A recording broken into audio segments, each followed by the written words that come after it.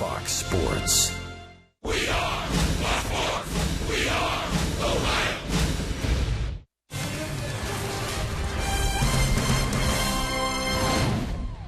The Reds and the Cubs series sponsorship is presented by Chevrolet. And for a second straight night, it is a beautiful weather night. Jump on the L and make your way over to Wrigleyville, to Wrigley Field. Game 2 of this 3-game series. Heartbreaker for the second straight day yesterday for the Redlegs, losing by a run in extra innings. And once again, alongside the Cowboy Jeff Brantley and Jim Day, I'm Tom Brenneman. Welcome, as always, to Reds Baseball. Good, rock-solid outing by Anthony DeSclafani in his Reds debut. He's going to need another good one tonight. I thought he really had great command, Tom, of not only all three pitches, fastball, changeup, and slider, but I thought he had command of his emotions, and he'll need that again here tonight. Still a youngster, making his 7th start, but I tell you what, I thought he looked like a veteran in his game against the Pirates. And I say he needs a good one tonight because the fella pitching against him, his last 2 starts against the Reds, he carried a no-hitter into the 7th inning. Yeah, command was exceptional for Jake Arrieta. That was the one thing before coming to the Cubs that plagued him a bit. But I tell you, when he has pitched here at Wrigley against the Reds, he has looked as good as any pitcher in the game. Should be a good one here tonight. We know you're excited. We're looking forward to it as well. We're also looking forward to seeing Billy. Let me hear it, Cowboy. Billy. Back in the lineup. Jim Day has that, and we have the first pitch in a moment.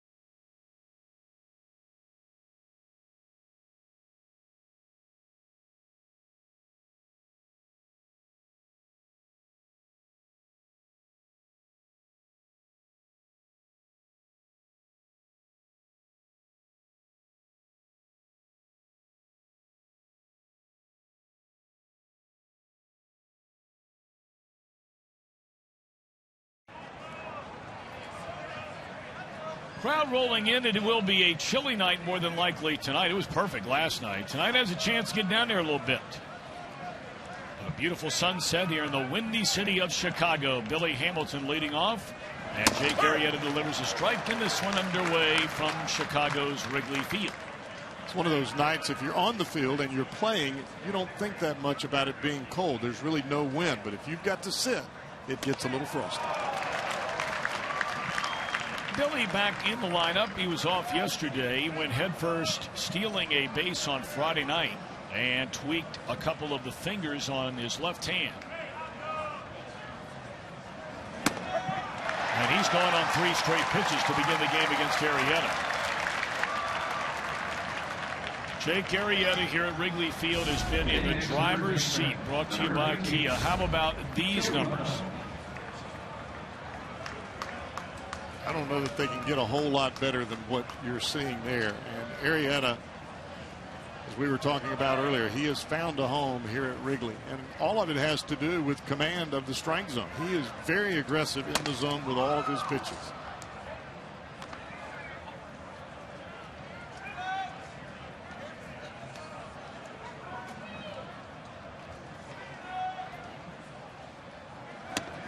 Arrieta really had a breakout season a year ago. He led the Cubs and tied his career mark with 10 wins. Came over from Baltimore July the 2nd, 2013, along with Pedro Strop. That's a good deal.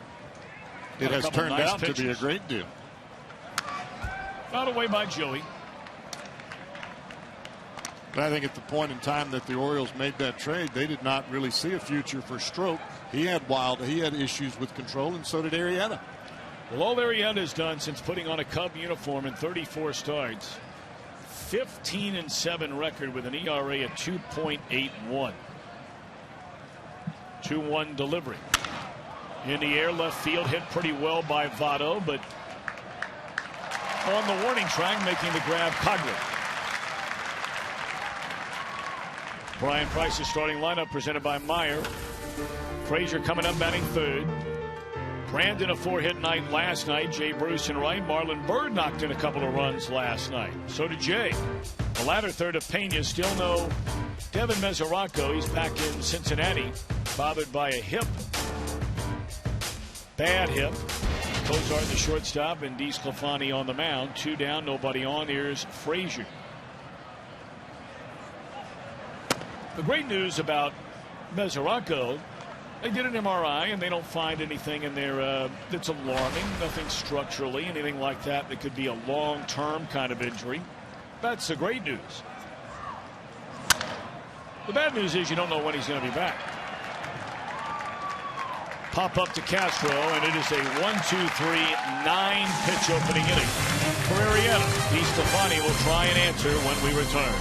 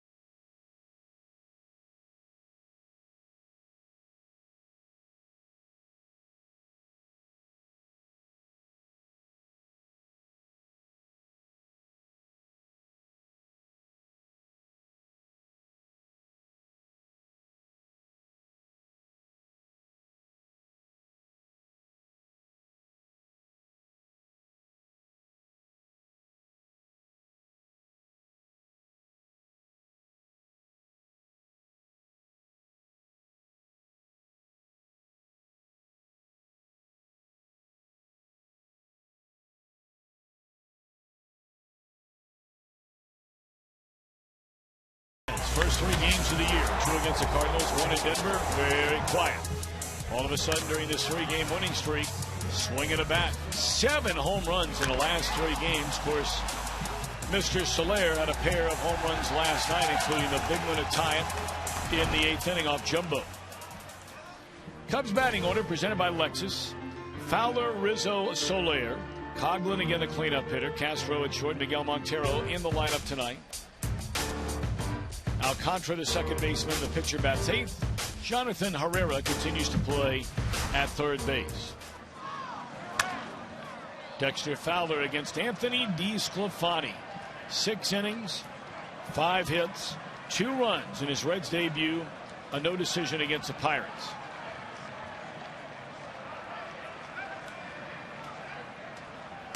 Cowboy, there are a lot of Reds fans that really didn't get to see DeSclafani in spring training. Had a handful of games on television. He only pitched 1 of them. What were your impressions watching this young man where he is now and where you think he might be projecting moving forward? Well, I'll start with anytime that I see a young pitcher, the first thing that I want to see is the fact that he believes in his stuff and he'll challenge the strike zone against any hitter that comes to the plate. Now, that's the first thing I noticed about DeSclafani, but I also noticed that when he was pitching in Miami. He's not afraid of the big stage. That's step 1. Now you've got to use all of your pitches. He did that against the Pirates, and he did it very well. Frazier over near the dugout has room, and Fowler taken care of, leading off the Chicago first inning. But the key for Anthony DeSclafani to be successful in the long run as a major league pitcher is the second and third times through the lineup, he's got to be able to trust some of his off-speed stuff and try to get familiar with fatigue. Because if he doesn't, then he's going to run into major problems. I thought that graphic is very interesting. Oftentimes you see a young pitcher called up, a starting pitcher to the major leagues, and the usage of the fastball is, 65, 70, 75%. Yeah. Not so in that first start with the Reds. Rizzo down a strike. And I think part of this is really what Brian Price preaches, what Jeff Pico preaches. You've got to be able to mix them up, and you've got to trust something besides just your fastball.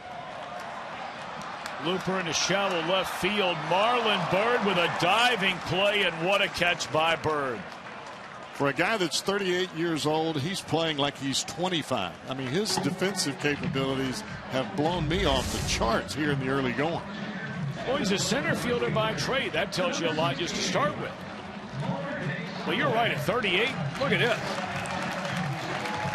That's one of the toughest plays to make, coming directly in on the ball or going directly back. Tough to judge, and he made that play.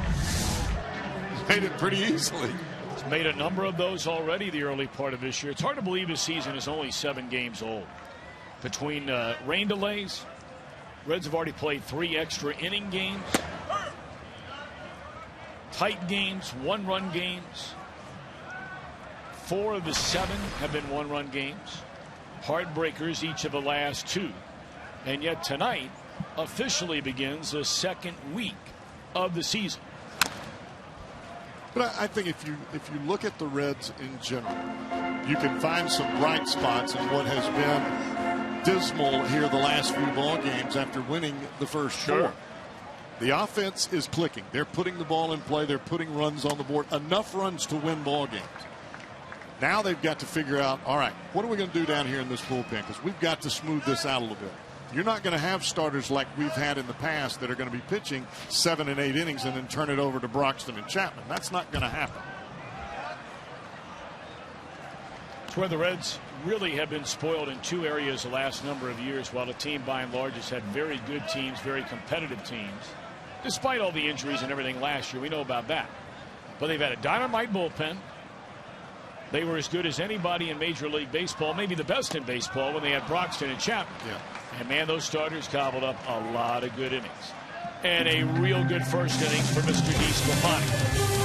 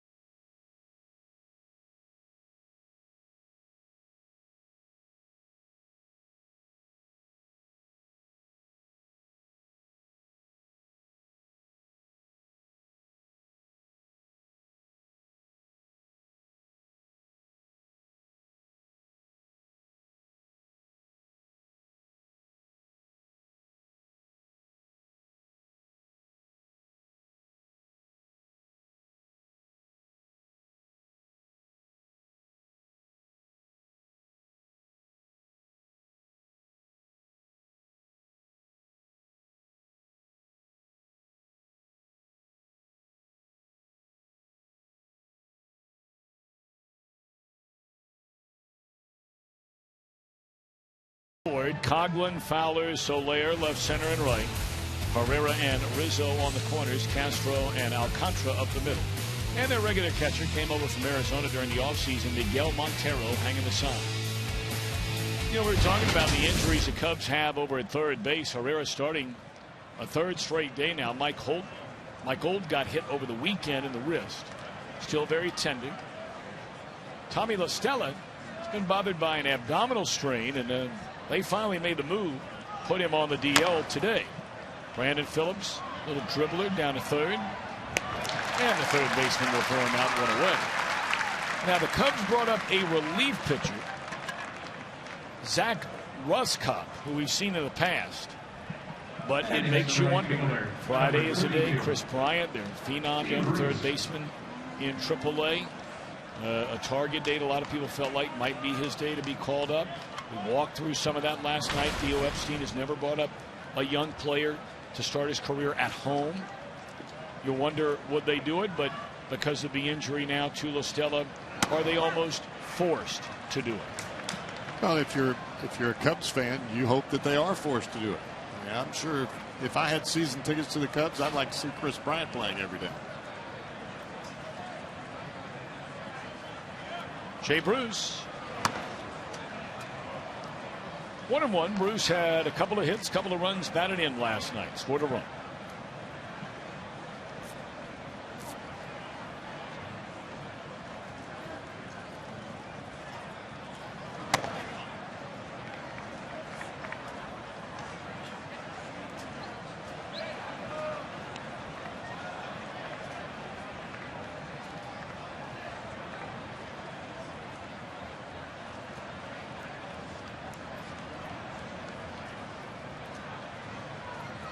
Arrieta, born in Missouri but grew up in Texas. Swinging a foul ball out of play. Told you, originally selected by the Orioles in the 5th round, 2007, out of Texas Christian University. And had a nice start to his career with Baltimore, but then, as you mentioned, they watched through some seasons where his ERA was 4.7, 4.8, 5, 7.2 in 5 starts at the big league level, and finally in 2013 said that's it. And I think part of that is you see the stuff that Arrieta features. I mean, we're watching it right now. I mean, he has a phenomenal arm. Great movement on everything, but you've got to be able to harness that. And whether you can harness it physically or mentally, sometimes it takes a different pitching coach, sometimes it takes a different ballpark, sometimes it takes different teammates. But obviously things have gelled for Arrieta here, whether it's Chris Bosio or whether it's some other guys on this ball club. But he's gotten some confidence and he's pitching with it right now. Well, a lot of Reds fans certainly took notice when Arrieta made the comments during the offseason about how much he does not like coming to Cincinnati. And, you know, I was thinking perhaps we ought to put together a little things to do list for Jake Arrieta when he comes rolling into town. Yeah, that was his comment. There's nothing to do. Yeah. So maybe we ought to make sure that, you know, he feels right at home next time he comes into town. And maybe some of you would like to shuttle him around and take him up to Kings Island or take him to the zoo or, you know, whatever it is you might want to do. Take him out to dinner. Well, the dinner time are tough. A lot of night games. And, you know, it's like people ask you all the time, ask me all the time, man, well, you know, what restaurants you go to in San Francisco? Well, can't go if it's a night game. Yeah. Media dining room. I'm not complaining about it. No, it's just part of it. But during the day, Arrieta, you know, that's what he said. So perhaps we could find him something to do next weekend. Call it swinging Bruce. And he's retired the first 5 batters of the game. Of course, the way he's throwing the ball right now, he might like Cincinnati a lot come the middle of July. Yeah.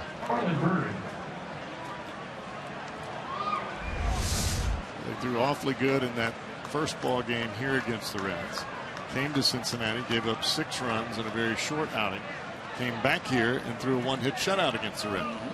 So he's very comfortable in this ballpark.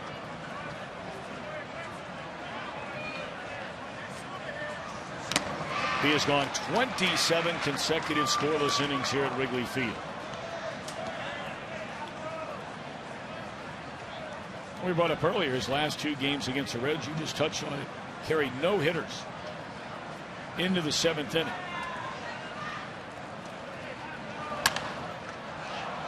No, we brought it up last night, and you know, you're hoping you'll see it start to go back the other way tonight.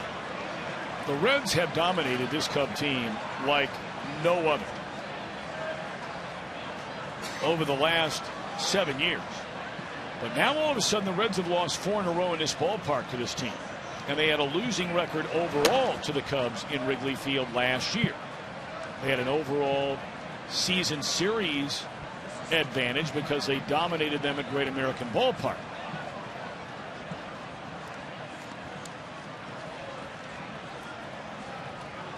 One and 2 on Marlon Byrd. We'll do it again. And I would imagine, Tom, that Joe Maddon is well aware of anything that he can use to motivate his club against any opponent that comes in. Not that you want to use negative connotations with your club, but I mean, he is the master of the brain when it comes to getting guys to play the way that they're supposed to play. Straight away center field. Fowler backing up. 28 straight scoreless frames for Arrieta on his home turf.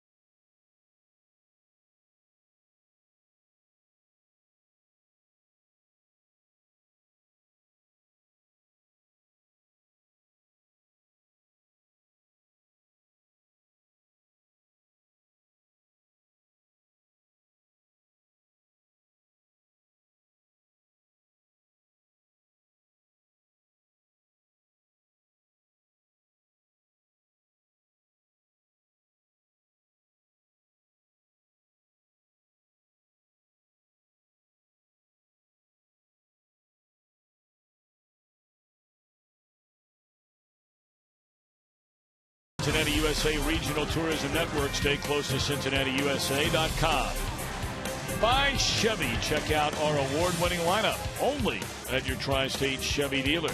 And by Skyline, feeling good. It's Skyline time. I can't wait to get back home. Amen, Skyline. Brother. Amen. You know what I mean? I do know what you mean. Every Friday we're home. I take my kids to Skyline for lunch. First pitch swinging. Coghlan. Sharp grounder at Votto. Covering the bag is DeSclafani. 1 pitch, 1 out for the young Reds right-hander. The Reds on defense presented by Ford. Pena again hanging the signs, playing for the injured Devin Mesoraco.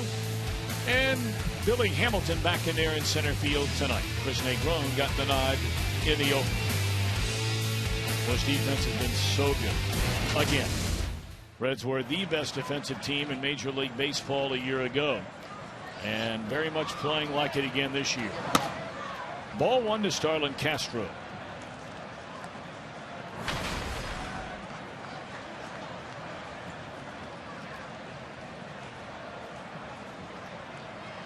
Seven of 25 to begin the season for this 25-year-old shortstop.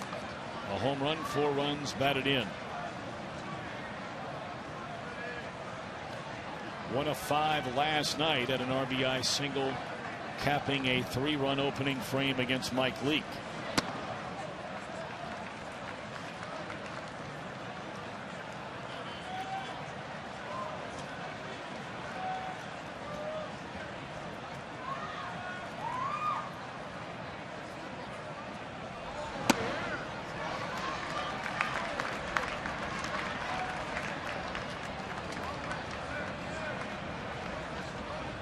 Montero waiting in the on-deck circle. 3-2. DESCLAFANI to Starlin Castro, and here comes the payoff pitch. He walked in first base fumble fly, the team of the night.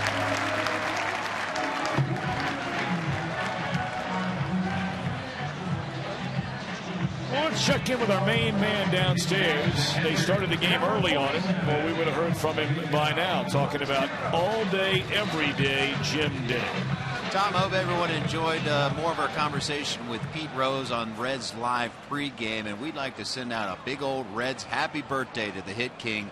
74 today, and he shares a birthday with a guy that, well, you're around a lot.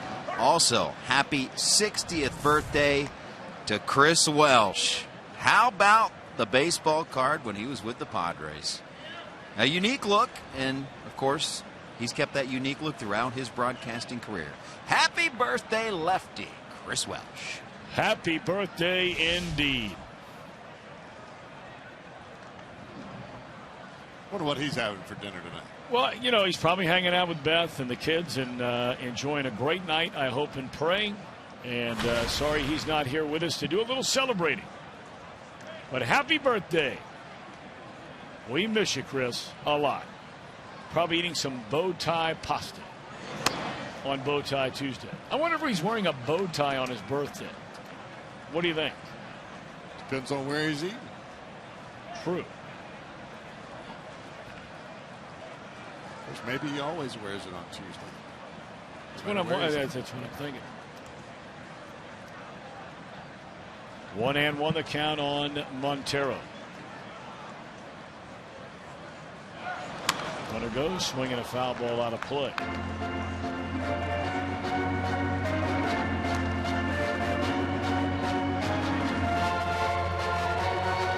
Cubs made a lot of headlines during the offseason with all the changes they've made, but perhaps none bigger than their new manager, Joe Maddon. Previously managed the Tampa Bay Rays for 9 years, led the club to their only 4 postseason appearances. Twice named the manager of the year, and went to the World Series in 2008. Now, if I understand correctly, is MLB still carrying on the investigation of a tampering charge with the Cubs and Joe Maddon? I was reading something today, and I thought that was all said and done, but evidently it's not. And for those of you wondering, you know, what would that be all about? The long and short of it is, Maddon had time left on his contract in Tampa Bay, and then all of a sudden said, I'm done. But he had an out as long as Andrew Friedman left, who was the former general manager who went to the Dodgers. He had an out if he left. And he left, that's right. And so Maddon all of a sudden decided, you know what, I'm not coming back. And he didn't have another job. And then, lo and behold, shortly thereafter, poof, the Cubs relieve Renteria of his managerial duties here, and they hired Joe Maddon. Again, the runner going, and again, it's fouled out of play by Montero. So naturally, the first question a lot of people want to know is, were they talking before he made that decision to walk away without a job? It's just like with a player. You can't, as an opponent's general manager, talk to a player on another club that might be a free agent at the end of the year and say, well, we'd love to have you on our club. You just can't do it until the papers are signed or the determination is made that you're a free agent in one category or the other. Well, there you get a look at Theo Epstein. He is the president of baseball operations for the Cubs. I enjoyed a short chat with him yesterday. Really not had much of a chance through the years, him primarily being over in the American League. Been with the Cubs now for a little while. Another hit and run. And again, a foul ball from Montero. Well, with Montero at the plate, evidently the Cubs feel as though he will make contact on a 3-2 pitch. You're running Castro at first, trying to stay out of the double play. Eighth pitch coming in his at bat.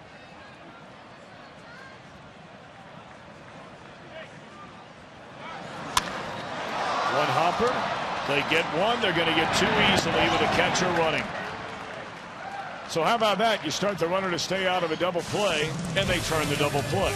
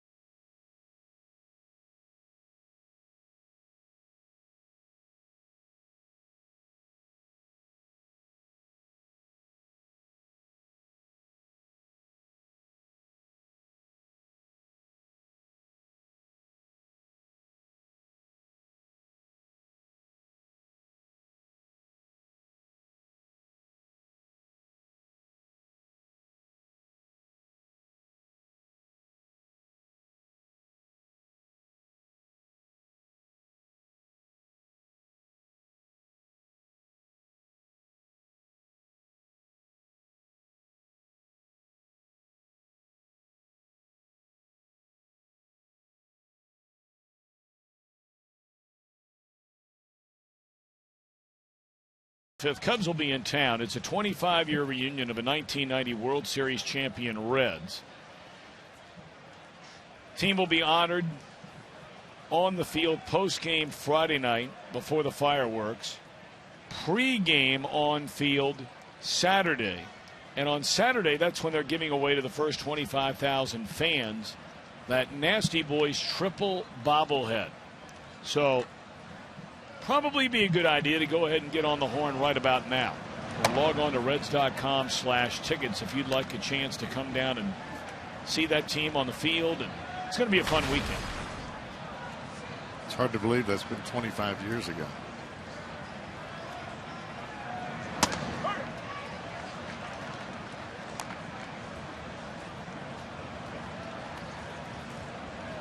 Brian Pena to be followed by Zach Costard and Anthony DeSclafani. 6 in a row retired by Arrieta to begin the game.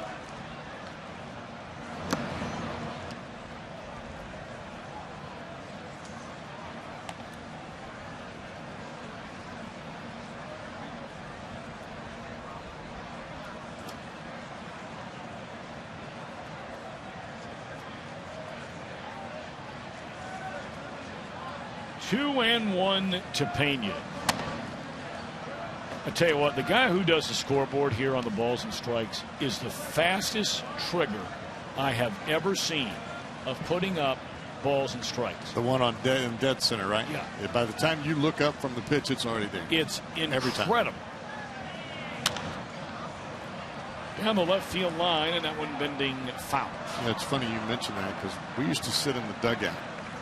And you had to look down at the concrete, and you listen for the pitch, and you try to look up to see if you could catch him. He beat you every time. Every time. Those are games we play. Nothing else Why to not? do. I'm not pitching to the ninth anyway. 3-2 on Pena. Right back to the man.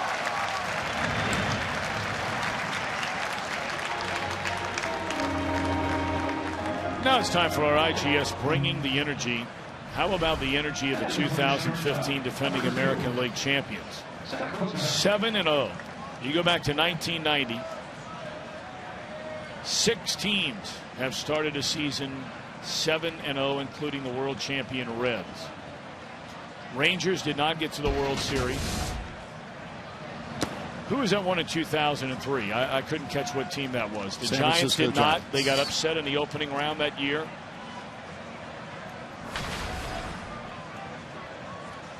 And now the Royals off to a 7-0 start this year.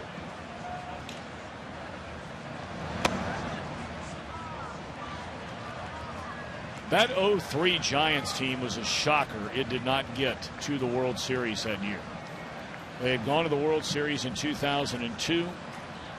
7-game loss to the Angels. And then in 03, they were the best team in the National League during the regular year. And they were swamped by the Florida Marlins in the division series. And, of course, all that culminated with an LCS that involved the Cubs and the Marlins. A 7-game thriller where the Marlins were down in the series 3-1. Josh Beckett winning the finale in Florida, and the Marlins coming here to Wrigley Field to beat Pryor and Wood. On the ground right side. 2 away in the inning, and 8 straight retired by Arrieta. Arrieta is so difficult to center up, Tom. He throws the same, it's almost the same speed with the sinking fastball as it is the cutting fastball. And he still keeps them in the same arm slot, the same plane as they come to the plate. Each pitch looks the same until it gets to the plate, and one comes in on your hands and one cuts away.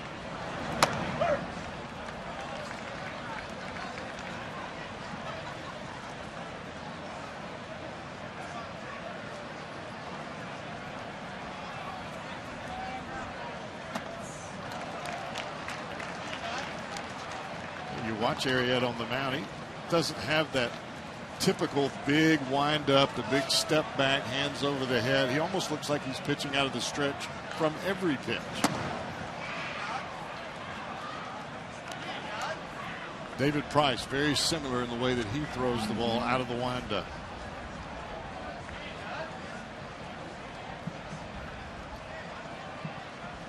Make it simple. Try to repeat your delivery.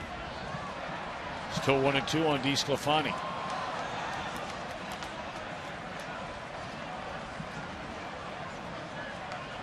Boy, we've been blessed with some beautiful weather here in Chicago these first 2 nights. Hopefully more of the same tomorrow night. Another night game.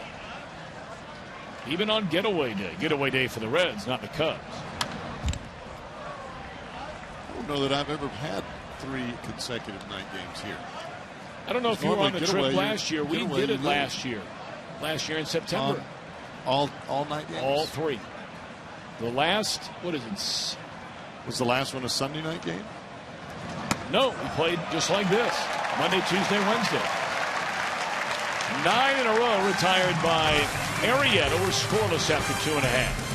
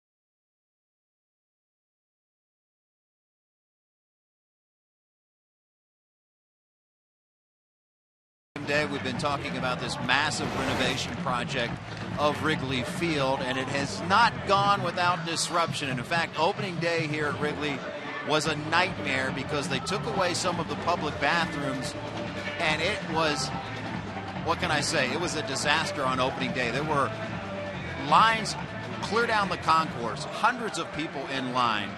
And now, to remedy the situation, welcome to Porta-John Row. You go down the third base line on the main concourse, you will find a bunch of Porta-Johns to alleviate the situation. Now, the Cubs and the Cardinals were rained out in Game 2, and many speculated that they called that game early due in part to not being ready for restroom facilities. But they are now. They're Porta-Johns, but it is what it is at this point. Yeah, it was really, really ugly here that night. People waiting in line to go to the bathroom, as you mentioned, John, Jimbo, for as long as 45 minutes to an hour. I'd never make it. No. They had people that were actually leaving the ballpark. You know, they stamp your hand, and then you leave the ballpark, and they go across the street, right? Yeah, they were going over to Murphy's, the Cubby Bear, whichever exit they could get out of, and then come back into the ballpark. Well, I got to tell you, I mean, you can do worse in life. You know, sneaking over there for a minute and coming back. I got you.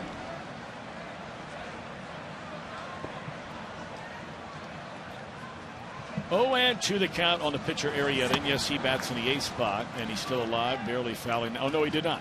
That was a swing and a miss and just popped out of Pena's glove. 2 strikeouts in the game for DESCLAFANI, who's only allowed 1 base runner. That was a 1-out walk to Castro in the 2nd inning.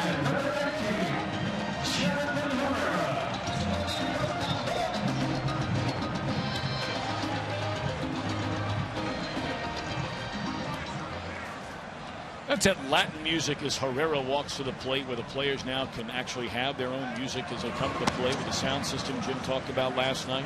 A little salsa. You can do a little salsa. Yeah, I can eat a little salsa. I don't know if I can dance any salsa, but I can eat some now.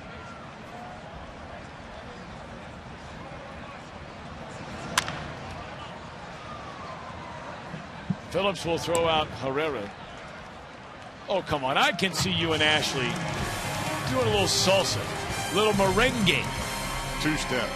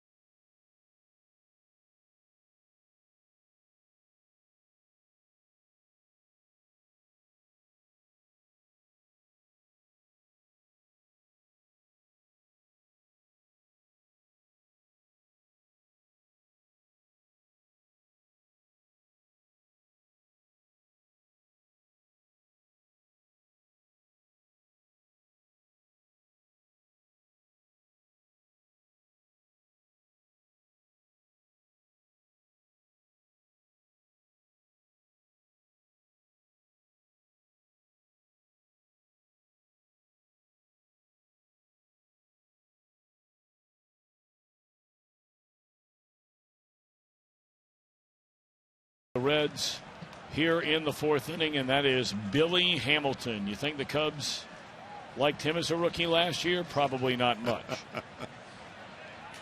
Look at those numbers. he can be an absolute game changer, especially in a tight one like this. Well, the Reds are in search of their first base runner against Jake Arrieta. He is fan 3, including Hamilton leading off the game. Not anymore. Here we go. Let's get that engine turned over. Every time I see a guy that has been throwing a no-hitter, gets broken, the no-hitter is broken up with a base hit, can't help but think back to my former teammate Jeff Shaw when I was pitching with the Reds, and he would look over and say, "There goes your no-hitter."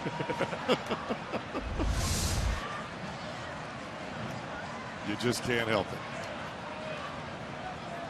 If I'm not mistaken, Jeff Shaw is the pride of Washington Courthouse, so high. That is correct. Still makes his home up there. Hamilton running on the first pitch, and there is no chance. He is a perfect 8 for 8 to begin this season.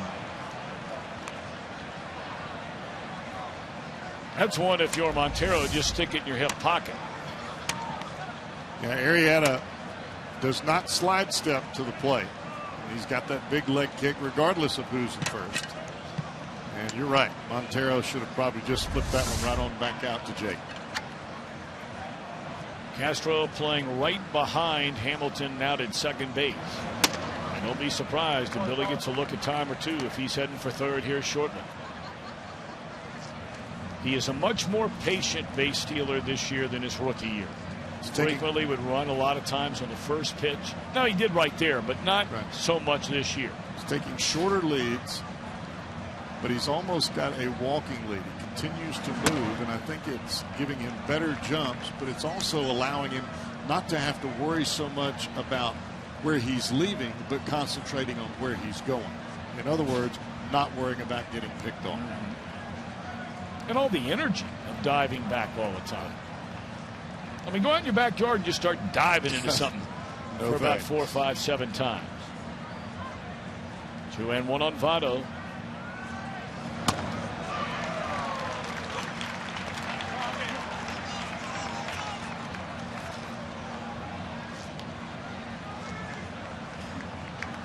Joey hit the ball pretty well to left field. It was flagged down 2 steps in front of the wall on the warning track by Coghlan. He hits that ball here right now. It might be an out, but Hamilton would be standing in third. Joey's thinking about having him round third.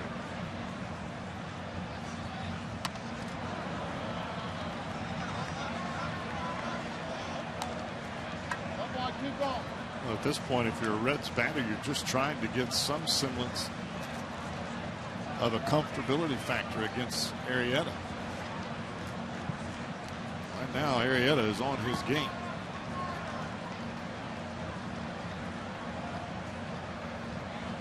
Two and 2 on Votto.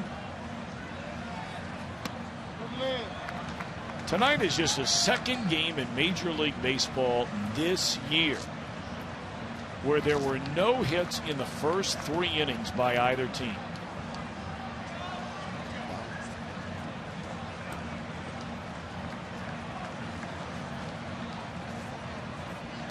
Three and 2 to Joey Votto.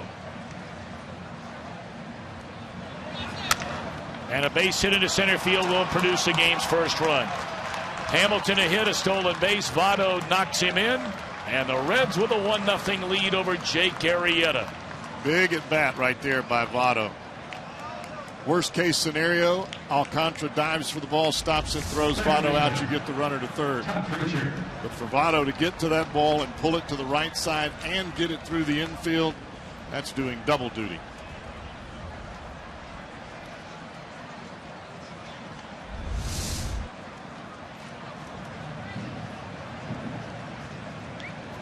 Now, Votto by no means is known as a base stealer, but the bottom line is he is 2 out of 2 so far this year.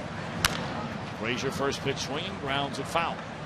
Well, he kind of fits into that Jeff Bagwell category. I can remember Bagwell, if you didn't pay attention to it, he'd get a walking lead. He'd keep right on going. We've seen Todd Frazier do the same thing.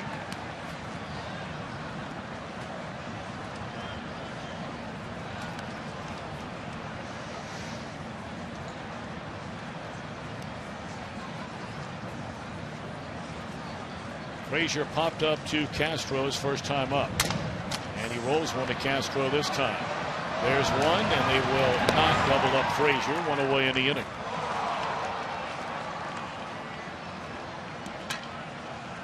Frazier, another guy. He stole 20 bases last year. Next, number 4, Brandon Phillips. Well, a reminder coming up later on tonight, you'll be looking forward to Miller Time, and it's brought to you by Miller Lite. So the streak for Arrieta ends at 29 consecutive innings here at home without allowing an earned run. And the Reds with a 1-0 lead. We're in the 4th.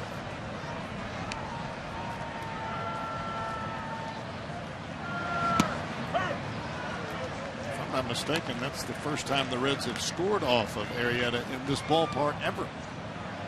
First 2 starts, they didn't get a run off of him.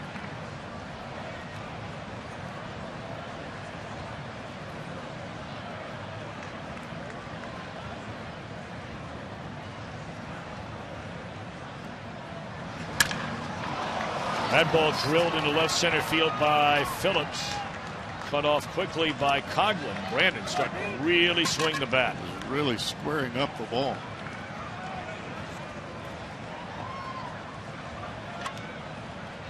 Next up, the right fielder, Jay Bruce. Fastball up and out over the plate. You can see it right at the mask of Montero. Sometimes with a guy throwing hard, Tom, a right-handed batter, where that ball was positioned, you pop it up because you pull off of it just a bit. Phillips stayed right on it. Frazier in scoring position after the base hit by Brandon. And here's Jay Bruce, who struck out his first time up.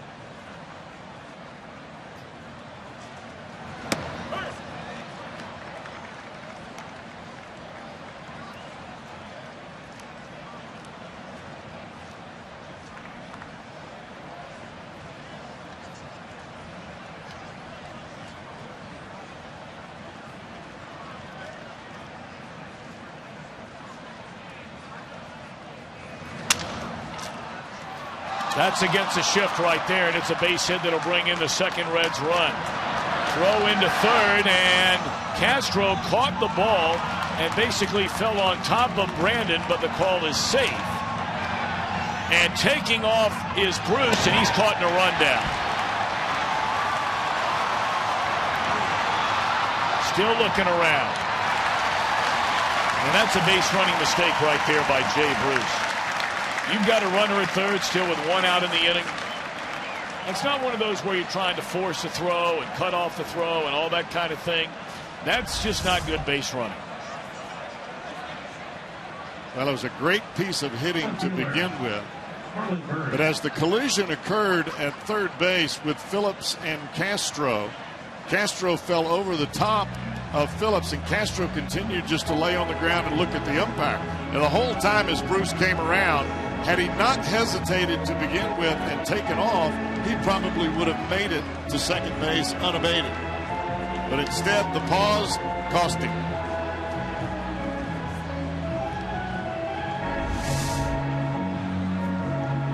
And down over at third base is Brandon Phillips.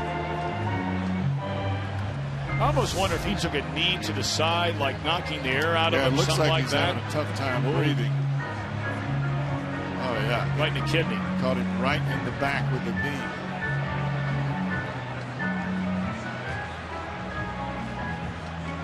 Right here. There. Well,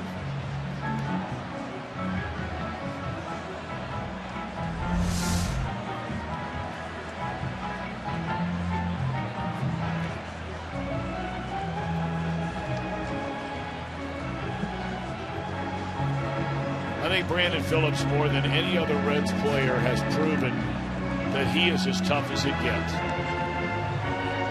There might be people that like Phillips. There might be some that don't, with all the flash you get. But one thing that can never be denied about this guy, he has played hurt and played hurt frequently. I think you're right, Tom. I think it got him in the lower back. When that knee came down from Castro, I think the contact was much worse than what it looked like. Because even when Brandon got up, it looked like he was staggering a bit to try to straighten up. You take a knee right in the small of the back, you'll spasm up in a hurry. You don't normally see Brandon shaking his head or any of that.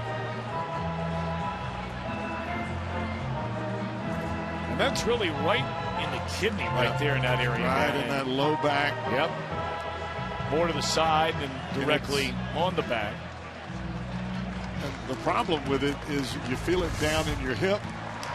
You feel it up along the back, but it's hard to breathe. You can't take a breath. And that in itself automatically puts that anxiety and that fear in your head like, I can't get my breath. Well, he is not coming out of this game. RBI single by Bruce, and the Reds lead 2-0. They have Brandon at third, but after the base running tag of Bruce, there are 2 away in the inning rather than just 1 out and runners on the corner. Marlon Byrd, a base hit into left field. Phillips will score to make it 3-0 Reds. And don't look now, but some of the guys who were quiet in the lineup for the first week, all of a sudden now, Byrd, Bruce, Phillips starting to make a lot of noise. When you look at what the Reds have been able to do, we saw it in 2 innings last night against John Lester, and we're seeing it here in this inning. Just the stringing together of hits, contact, putting the ball in play, Bruce going the other way, first pitch swinging by Marlon Byrd there. A tough pitcher like Arrieta, if he gives you a pitch to hit and he finds himself in trouble, you have got to turn on the gas right there. Reds 3 out of 3 with runners in scoring position tonight. Brian Price, Jim Davis talking to you about this lineup he put together tonight. Well, he's asked about the lineup and how good defensively this team is, and they said a lot of people look at our lineup and, you know, go around the outfield and infield and talk about the defense, but I believe that this lineup can be explosive. You guys touched on it. There's some guys that are starting to heat up a little bit. He really likes this lineup over the long haul and thinks they can be one of the best offensive clubs in the league, not only defense but offensively. So he was really sticking up for his guys today. Well, I couldn't agree with him more personally. I think just position player wise on paper, this is the best Reds team on the field potentially they've had in a number of years. I would agree. If Byrd does what he did last year, and obviously you got to talk about the health of Votto and Bruce and Phillips. But that enters in with any ball club. But on paper, you look at the starting 8 out there, there are no weaknesses. And all of a sudden, Arrieta looks quite human. He is having a rough go of it. Cozart will bat with 2 on. I mean, imagine if all of a sudden they don't get Bruce caught down that rundown. You're looking now at the bases loaded, 1 out, and leading 3-0 in this game.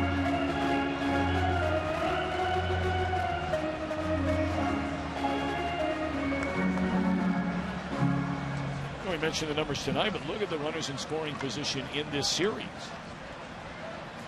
It's pretty good after really missing big chances Saturday and Sunday. It's awfully good. And you're seeing it in the adjustments from the hitters.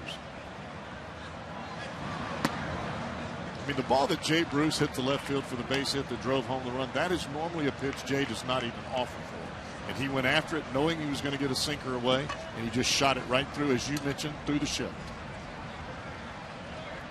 1-0 on Zach Kozai. 2 on, 2 out, 3 in, 1-1.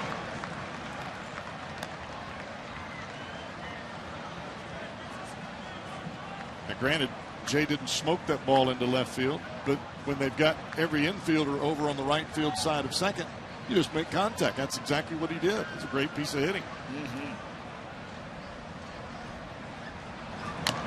You know, everybody talks about, bunting, and Bruce has said from time to time he might think about it. If he just does that right there once or twice a week, there won't be as much shifting going on with Jay Bruce. Not talking about bunting, just talking about a little ground ball through the hole against a shift into left field for a hit. And I know that he has worked on that constantly during batting practice. You think in your mind, okay, well, that would be an easy thing to do. No, it's really not. Shallow center field. Fowler coming to get it. 8 men back. 3 of them score. Arrieta, human after all.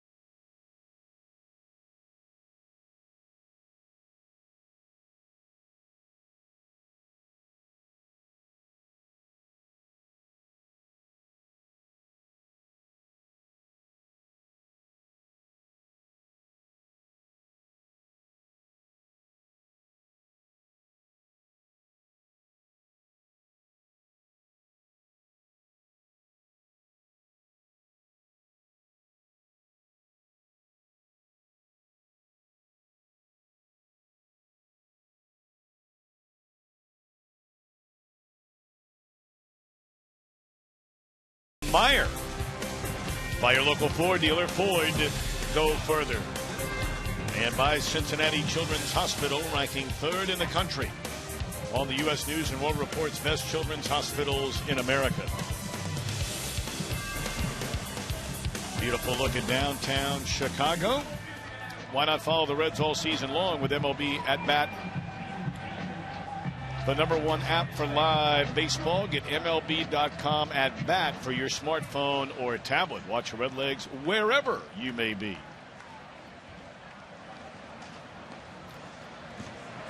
Brandon still wincing a little bit. Quite a bit. But he's in there and ready to play second base. Yeah, you can see him. He's shaking his head almost as though he got hit in the head, but the contact looked like it was down around the lower back. But we're speculating on it. Yeah, we are. Now, Mike Leake was given a pair of 3-run leads in the game yesterday. 3-0 top of the first, scored 3 to the Cubs in the bottom of the first.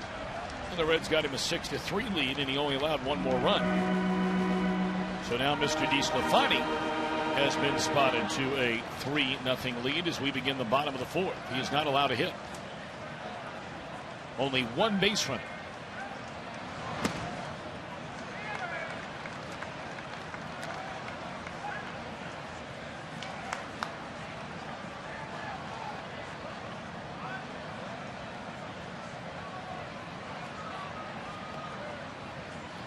Fowler fouled out his first time up. Sorry, Cowboy. That's what we were talking about earlier with DESCLAFANI and any young pitcher for that matter. The second time through the lineup.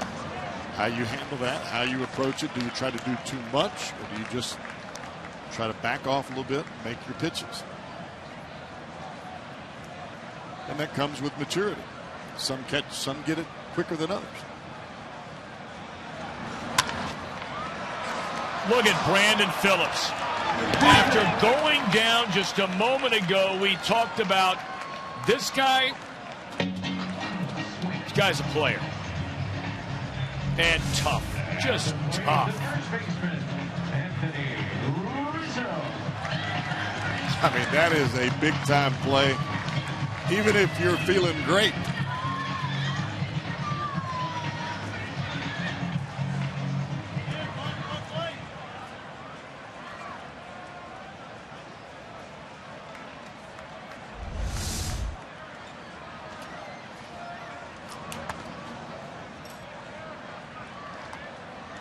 Reds shift around a little bit with Rizzo at the plate this time around, pulling Phillips towards Votto over there at the right field line.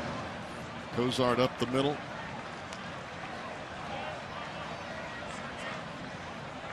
You know, I've had some fans come up to me last number of years, and kiddingly they'll say, "Hey, are you getting a cut of Phillips' contract?" And you know what? I look at him and I say, now obviously you're kidding, and we'll laugh about it.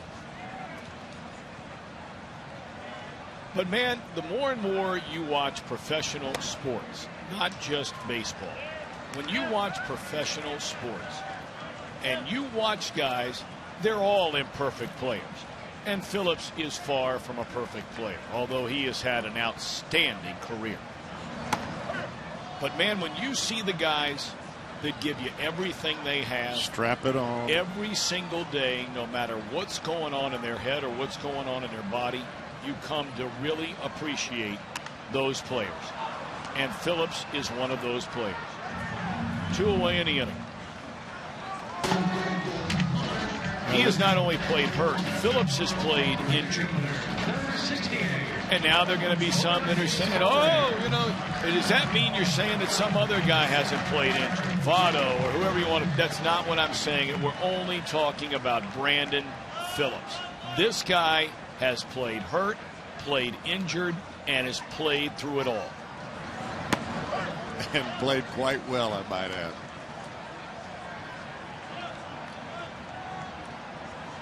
I wish I was getting some of this out. And if he were to ever offer, we could find a lot of charities that would really feel like they hit the lottery.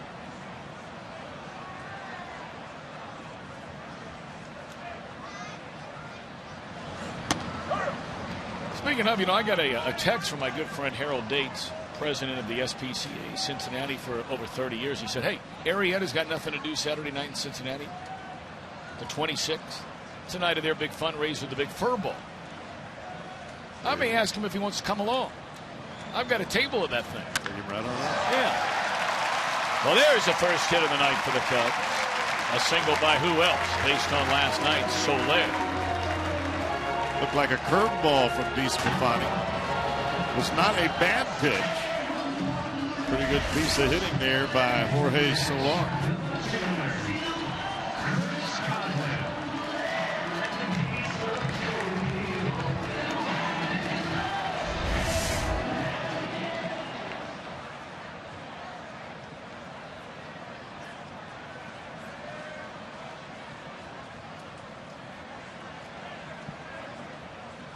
Only one batter in the game has DESCLAFANI had to pitch out of the stretch. And that was after the walk to Castro. And the very next batter, he got a double play.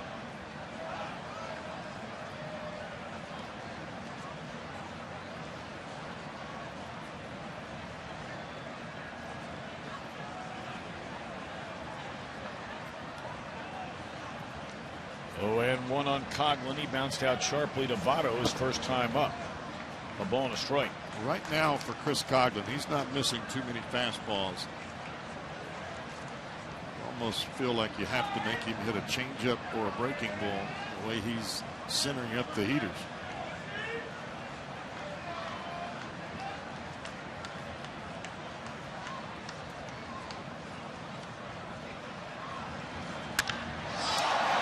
Ball hit well to straightaway center field, but you're going to have to shoot it out of a cannon to get it to center field tonight. One hit, one left. Nice work by DESCLAFANI.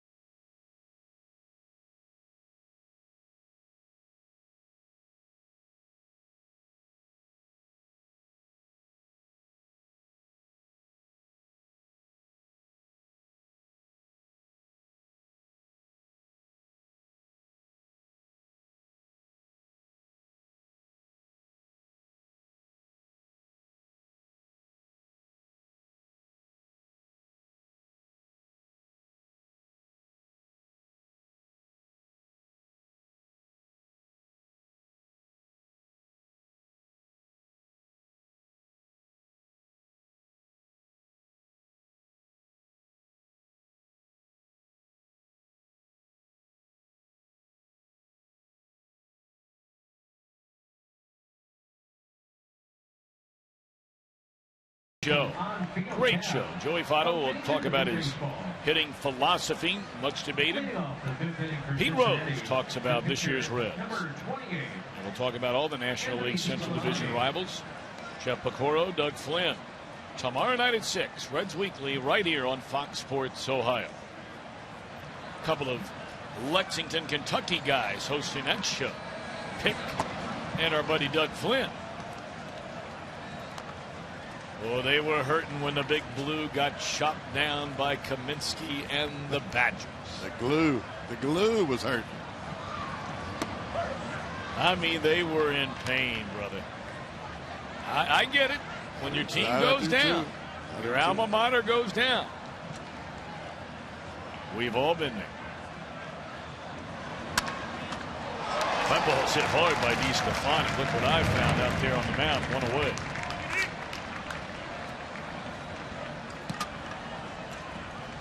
Center fielder, Billy Hamilton.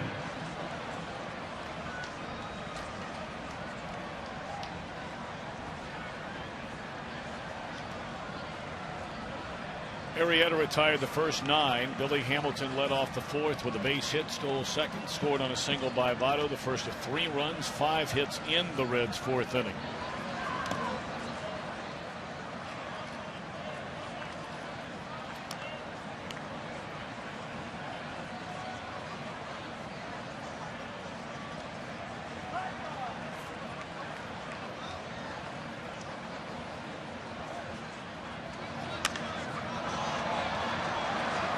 Foul territory, and that went out of play.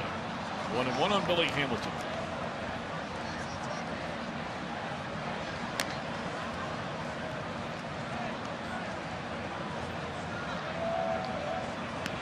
They really play Hamilton shallow and left and center. Got a little more sock than I think most folks realize.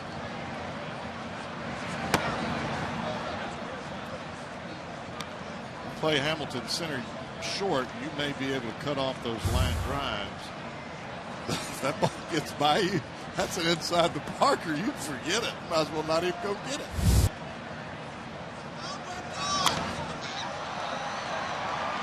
Is this one playable for Herrera?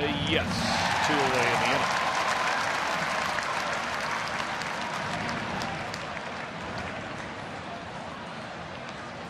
Another night game tomorrow. We invite all of you to be with us again. Invite your friends along. Reds Live gets underway at 7:30. Our game coverage 8 Eastern Time. Jason Marquis against the former Red Travis Wood. Off day for the Reds on Thursday. They will fly down to St. Louis after the game tomorrow night. 3 games over the weekend. The trio of Cueto, Bailey, Leak in St. Louis against Waka, Martinez, and Wainwright.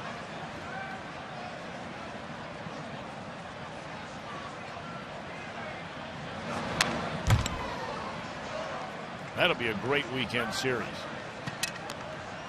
I mean, you're talking about 3 really good pitching matchups. A rematch of last Saturday, Cueto against Waka. Cueto allowing the 2 runs, 1 earned, but Waka allowed just 1 in the Cardinal win. Homer Bailey, his first start against Carlos Martinez, and then Sunday night, that has been moved to a night game. 8:05. Mike Leake, Adam Wainwright. Reds, one of the few teams that actually have had any degree of success against a longtime Cardinal ace and one of the very best in all of baseball, Adam Wainwright.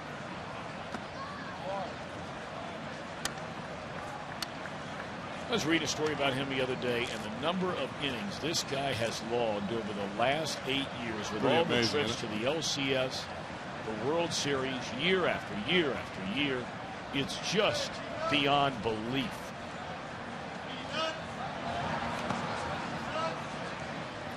And that's after missing a year. I mean, you still look at those totals and you think, my goodness. You're talking 200. Yeah, but then you're talking on the playoffs, you're talking about 280, 278, 285. It's a lot of innings.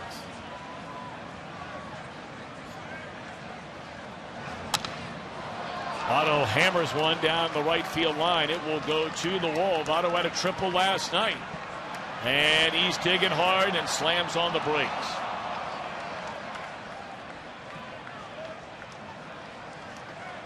Votto 2 hits tonight. Boy, he looks good, doesn't he? He really does, Tom. Tries to cut this ball in on Votto, and he leaves it up. Arrieta got underneath that one just a bit. Well, he smoked that one down the line. You know, as thick as the grass is here at Wrigley, and this time of the year, when you get the ball and it doesn't hug the right field line and it still goes to the wall, you hammer it. We saw Jay Bruce do that the other night. Votto did it there.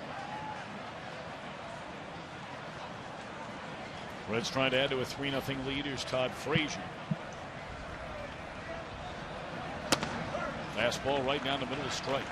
Frazier 0 for 2. Reached on a fielder's choice, scored a run in the 3-run fourth.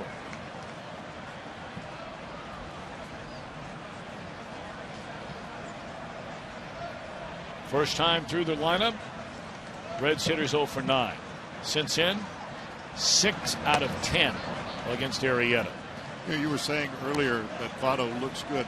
He doesn't just look good at the plate. He looks good running the bases, his agility at first base. He just looks very comfortable and confident. Good health will do that too. Amen.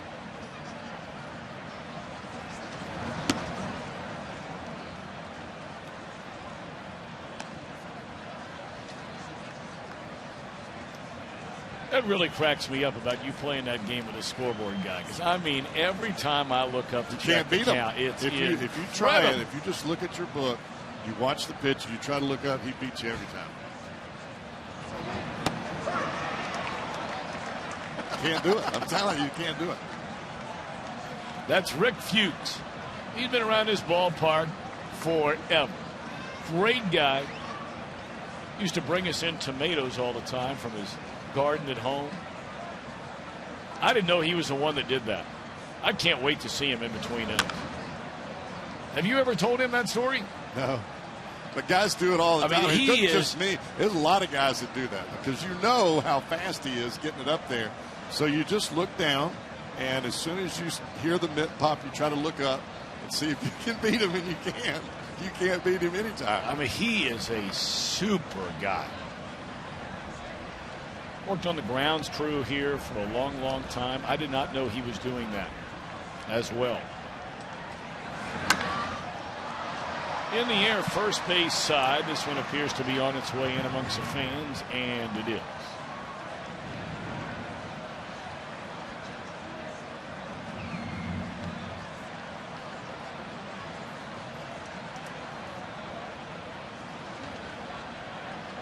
Jim Day, I look down at the on-deck circle. Brandon Phillips is supposed to be standing there. He's not. He is not, Tom. Skip Schumacher, as you see, has climbed into the on-deck circle. They have taken Brandon underneath. So obviously that play at third base affecting him a little more than we thought. And maybe it's precautionary. We'll find out after the game. This one will stay in the field of play. If we get any word from the Reds clubhouse, Jim Day, nobody better in the business. He'll be all over.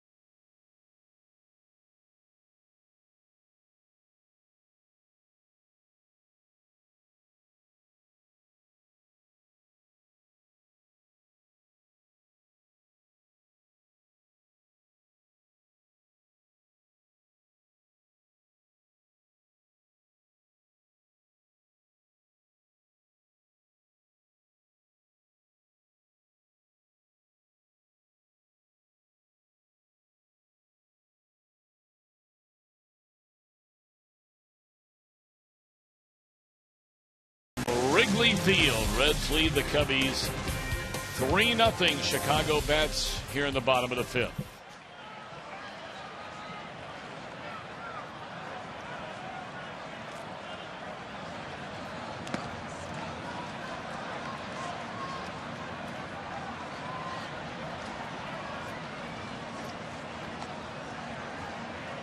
Quite a pitcher's duel ongoing in Pittsburgh. Detroit has just scored in the top of the 7th inning. That is the only run in that game.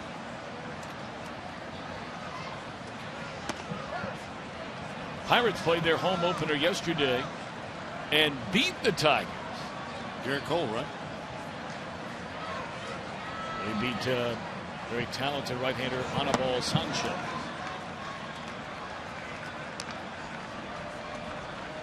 No game today between the Cardinals and Milwaukee. Milwaukee spoiling the St. Louis home opener yesterday.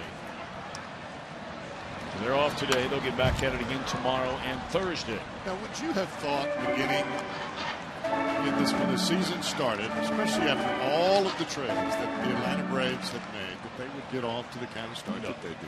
Me. No. Me either. That's why you play them. How about that? Loses a glove and still throws out Starlin Castro. Anthony DeSclafani now on a treasure hunt to find that glove. Now, you cannot throw your glove at the ball, but if your glove is knocked off in your attempt to catch the ball, you can still make the play, and DeSclafani does. Well, he had great presence of mind about him to find that baseball, did he not? What's crazy about that, Tom, is when you have to throw without your glove, it's an awfully funny feeling, especially for a pitcher. You feel like you're naked with your left hand. I could be wrong, but you might see that a time or two the rest of tonight and early tomorrow morning. I would say so. That was a pretty good play. Remember Jose Rijo used to make those plays all the time.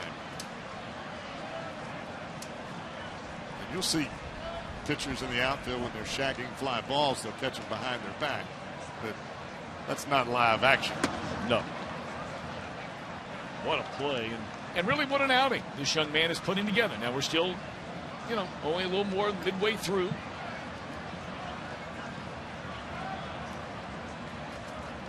And the 1-1 pitch. Fastball away, 2-1 on Miguel Montero. He bounced into a double play. 1 walk, 1 hit allowed, 2 strikeouts for DeSclafani.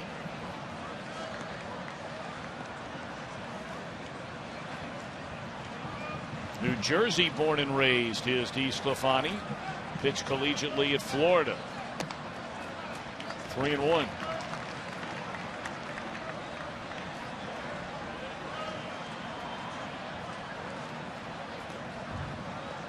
I mean, with a name like DeSclafani, don't you have to be from either Jersey, New York, or Chicago?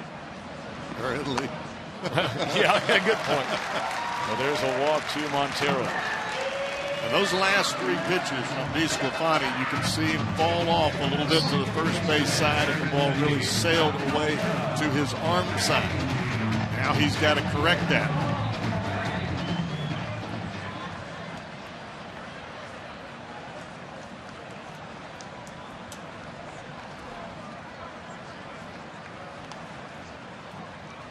Alcantara bounced out to Brandon Phillips, his only time up.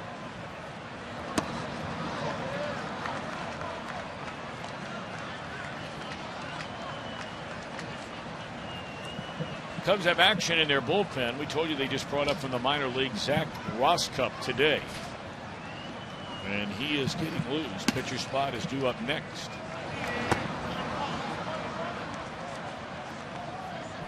That's the pitch right there that Badenhop got ahead of.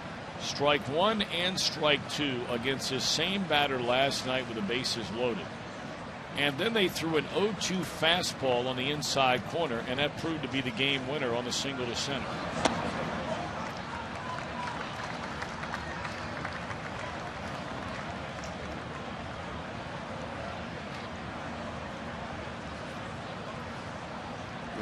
The object of the changeup is to use the hitter's aggressiveness against him.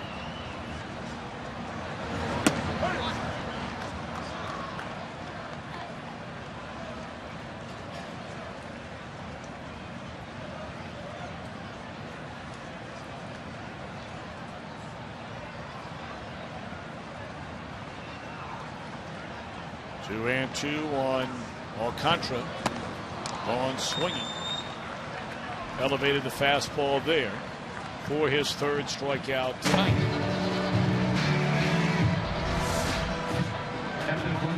Fastball up.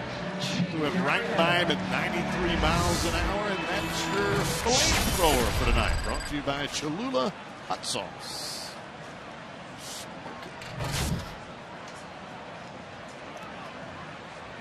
They're going to let Arrieta bat with 2 away and 1 on. Are you a big hot sauce guy? My son puts hot sauce on everything. It depends on what it's on. Now, if I'm having chicken wings. What about ribs? Well, not on ribs. Now, I like it on turnip greens or collards, or sometimes on black-eyed peas or field peas. Just depends on where I'm at and who's cooking. So you like a little bit of the hot sauce, like and you like Old Spice in your hair. Isn't that what you said last year? No. Yes, you did. Old Spice. Yes, you did. You said that last year. I said my dad. No, you borrowed your dad, and you put it in your hair. You are killing me. Own up. Come on. I did.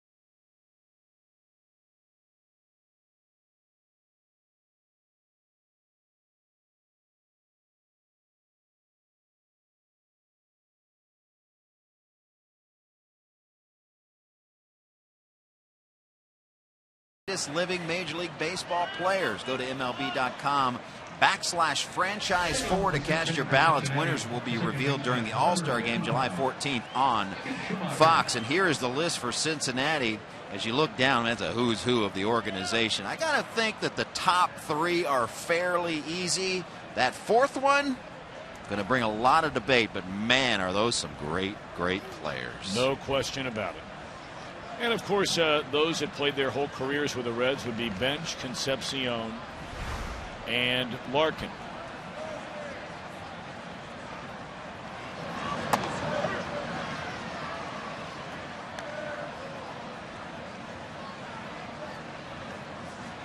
Schumacher filling in for Phillips, and as soon as we hear anything, if we hear anything from the Reds clubhouse, Jim Day will share it with you. I mean, Jim's right down there by the dugout, and obviously has a phenomenal relationship with the training staff and a number of the players. Well, if indeed it was a back issue, collision with the back as we thought we saw earlier, you may get through 1 inning, but because of how cool it is here in this ballpark, just the standing around and lack of activity when you're on the defensive side, even though Brandon was diving after one of those balls, it tends to tighten up. Jayless a fly ball into center field, quickly 2 away here in the Red 6.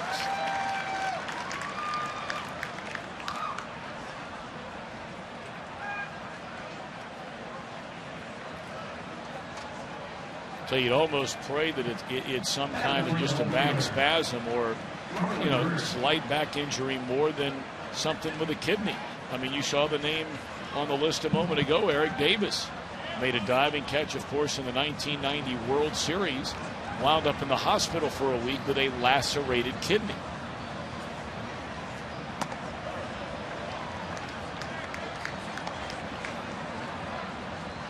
You take a knee to anywhere in the back.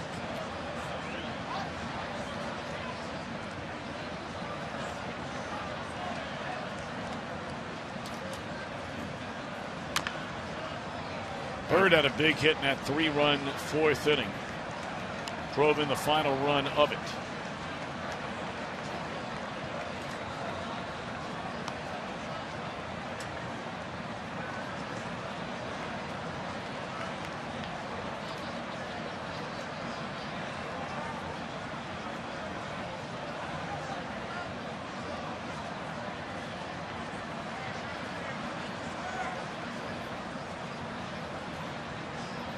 Sent 8 guys to the plate in an inning against a guy like Arrieta, you're doing something.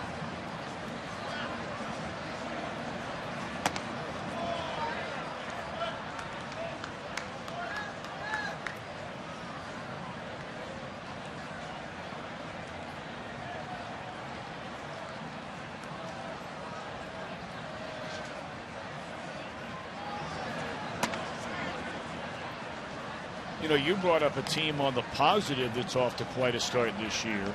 On the flip side, stumbling out of the gates, the team that virtually everybody is picking to win the NL pennant, the Washington Nationals, and they are giving it up in a big way again tonight, giving up 8 runs in Boston. Bird gone swinging. Head for the bottom of the 6th. Reds still with a 3-0 lead.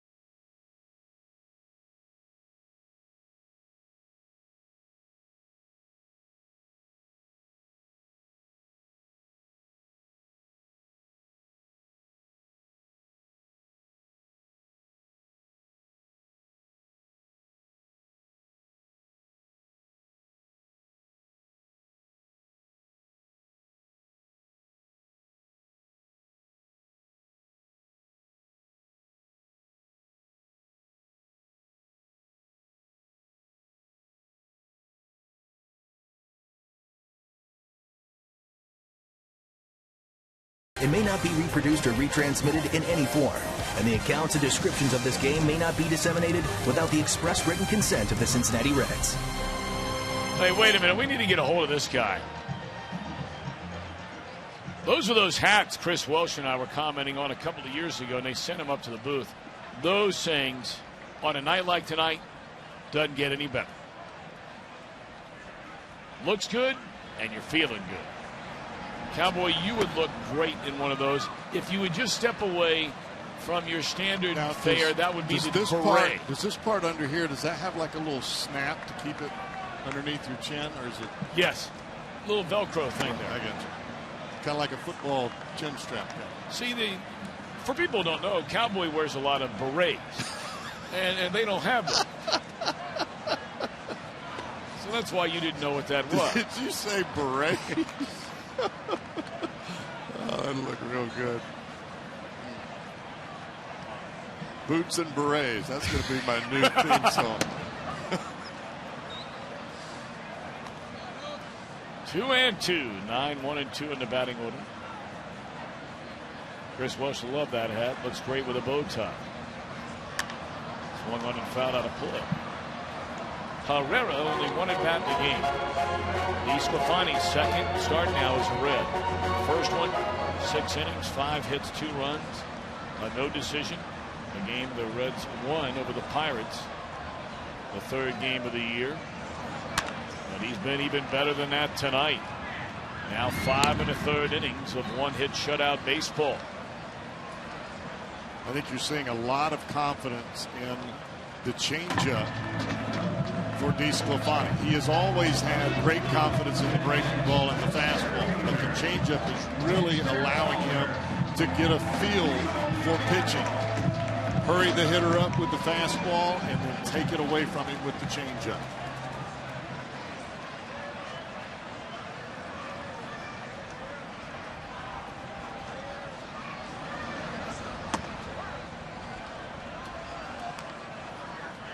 You're throwing a changeup for a strike on the first pitch. That's money.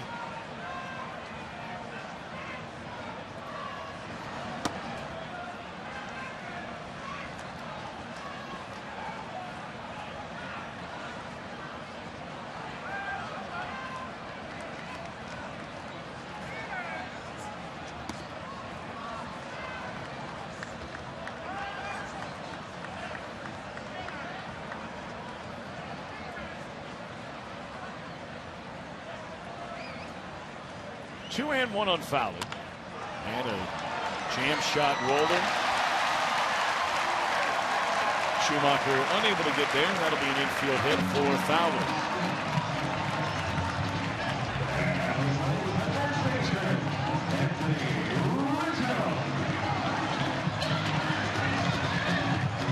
So of DeSclafani's 70 pitches in this game, only 19 of those have come from the stretch.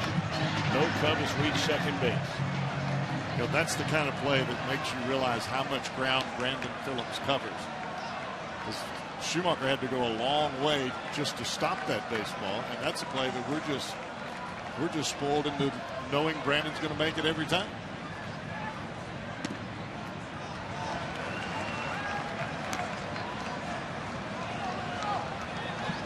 Now you're getting into the very meat of his Cub batting order, and it is the 3rd time through the lineup for DeSclafani. Rizzo 0 for 2. A pop up to left on a diving play made by Bird in the 1st inning. And then a pop up to Frazier in the 4th.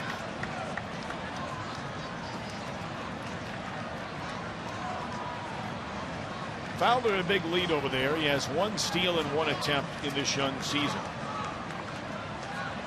And now they're starting to step out on DeSclafani a little bit more here.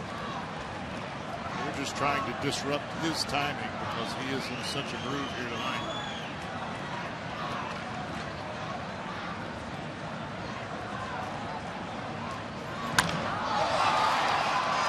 Hamilton to his right, 2 out. That's a big out.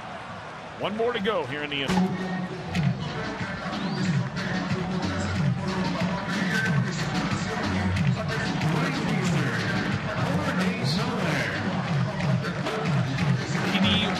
Pitches in the game for DeSclafani.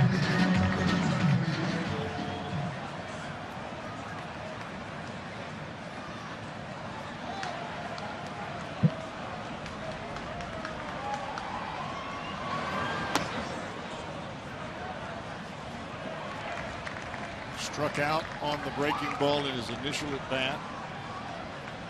Went out and hooked the breaking ball in his last at bat. That was the single into left field. It was not a bad pitch. It was down and away, and he still got to it.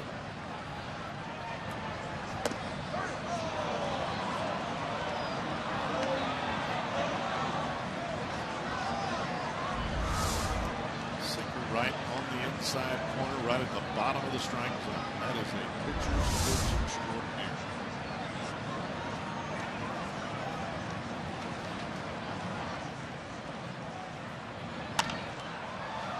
elevated there on the fastball, and he gets ahead at 1-2 strikes on Jorge Soler.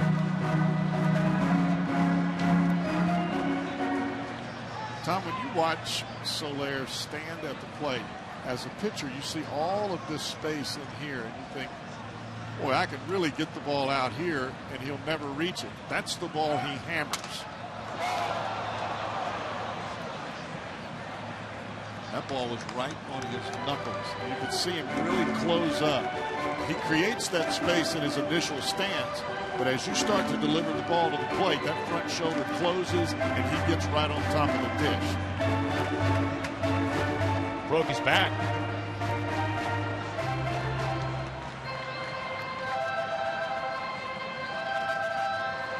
They had the runner going that time, Fowler. On the 1-1 pitch, now 1-2 strikes. Well, after that fastball in, you almost want to take a breaking ball here, start it right on the outside corner, and get it way off the plate. What they did, miss low and away.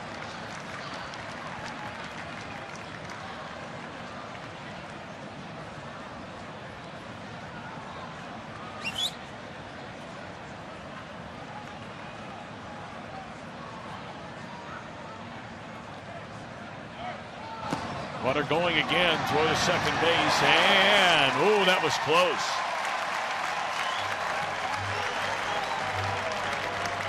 Stolen base number 2 for Dexter Fowler.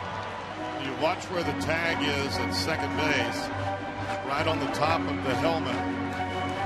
Fowler is a big fella. When you tag on the top of the shoulder or on the helmet, you better be well up the line. More times than not, that ball is going to be safe. Fowler becomes the first Cub to reach second base in this game tonight against DESCLAFANI. Trying to make a pitch here now. 3-2 on Soler. Got him swinging. And that's that breaking ball you were calling for there, Cowboy. And he executes the pitch splendidly.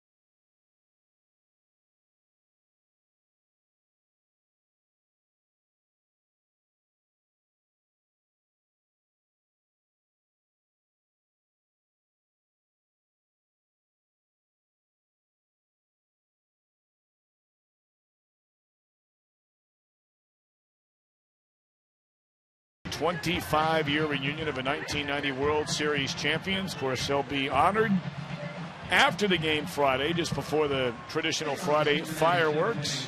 It's all brought to you by Frisch's Big Boy. 513-381-REDS or log on to Reds.com.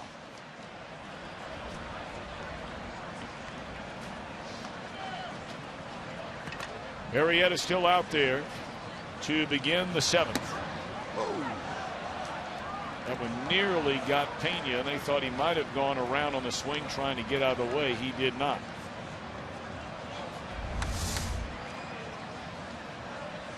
That's a heat seeker right there. Ball starts in the middle of the plate and is just heading towards that back leg.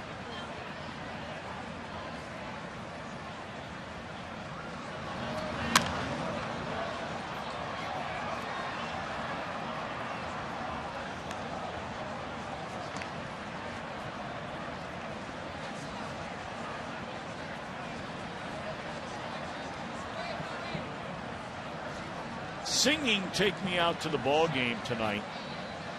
I just ran into him in the hallway, and the years that I was an announcer for the Cubs, I got to know so many of the former Cubs and the former Cub greats and the not so greats. I mean, got to know a lot of really, really cool guys. And when I say this name, Reds fans are going to cringe. That is Milt Pappas, 75 years old. And I say cringe, not because he did anything to hurt anybody. I mean, he's thrown a no-hitter. He was a 3-time All-Star when he first came to the big leagues with the Baltimore Orioles, and the Reds thought, well, we're going to trade Frank Robinson. And the main piece of that trade coming back to the Reds was Milt Pappas. And, of course, Pappas was not nearly the pitcher for the Reds as he was in Baltimore. He was traded by Reds president Bill DeWitt. And the outrage from the Cincinnati fans over the deal made it very difficult for Pappas to adjust to pitching in Cincinnati.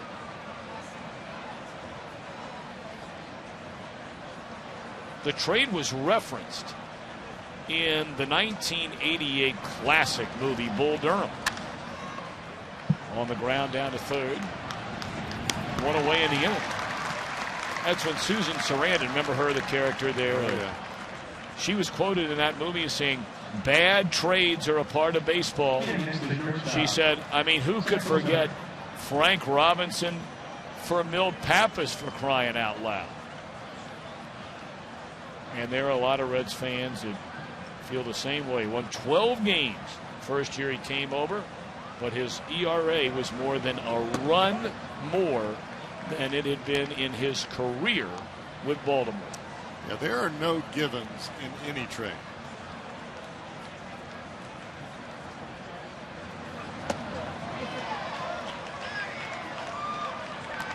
Sometimes they work out great for both ball clubs.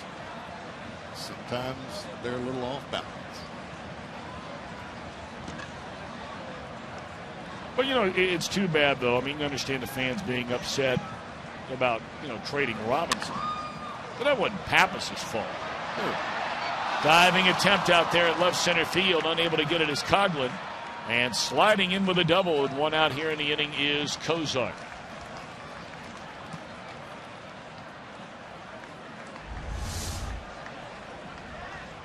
Breaking ball hangs middle in. Kozar just stays on it. And the pitcher, Anthony DESCLAFANI.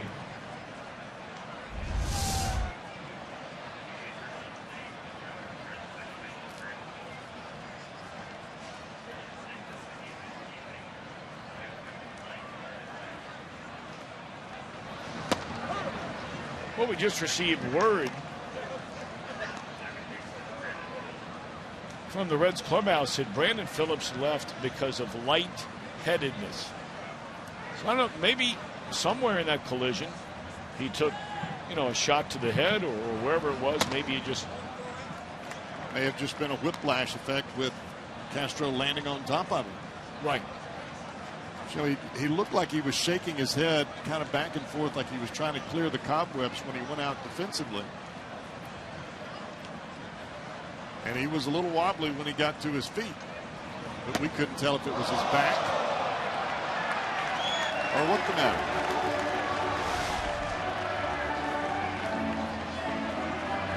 Oh, you know, you saw the hand there of Castro, right hand come into the back of the head of Phillips. Who knows? Hopefully it's something that is not a concussion and maybe a good night's sleep. Hopefully he'll be all right. It is a night game, as we mentioned earlier, again here tomorrow night. 3 of those in a row. DeSclafani, good eye there. They have a left-hander getting loose in their bullpen. And you wonder, then, do they stay with Arrieta the remainder of this inning, or are they just getting him loose in case Votto bats? They might want to think about having Hamilton bat right-handed.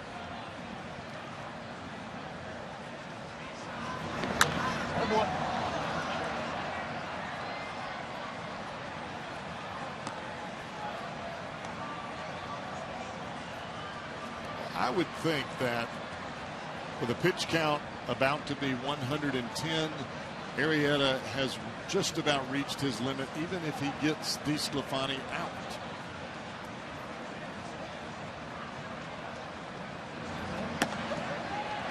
Yeah, that's what we're talking about Hamilton maybe getting turned around about right-handed. Maybe they bring in the lefty now. Yeah, here comes Joe Madden.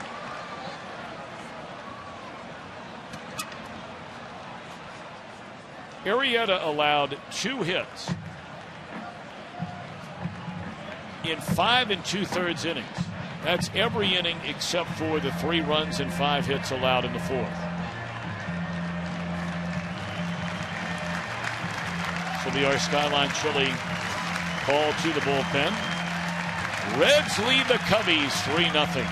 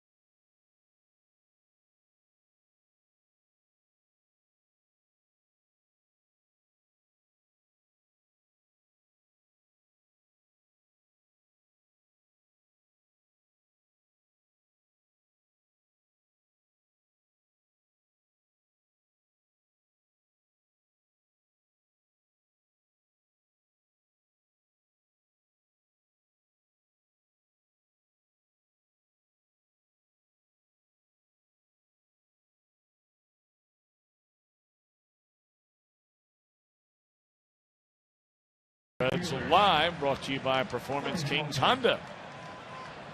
Brian Giesenslaw, Jeff Pecoro, Jim Day, Jeff Brantley and Company. Produced by Kent Dream Weaver. Zach Rosscup just brought up from the minor leagues today. He's gotten partial time the last couple of years in the big leagues. Big sweeping breaking ball. Pretty good fastball as well.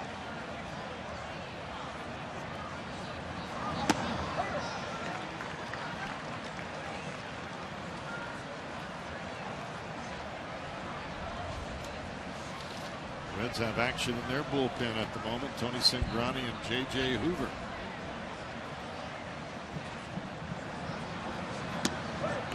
I'm not even looking down there yet. Latest guy's going tonight. The next time I look down there, I want to see the big fella. Heraldis.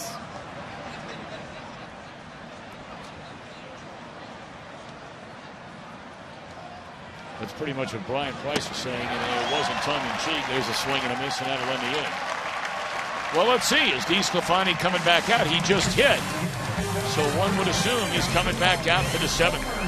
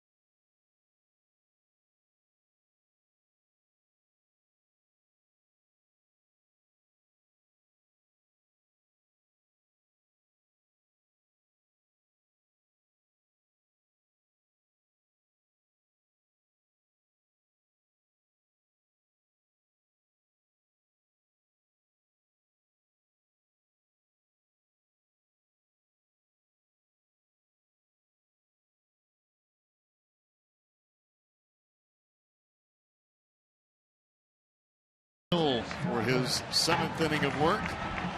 Coughlin, Castro, and Montero at the plate.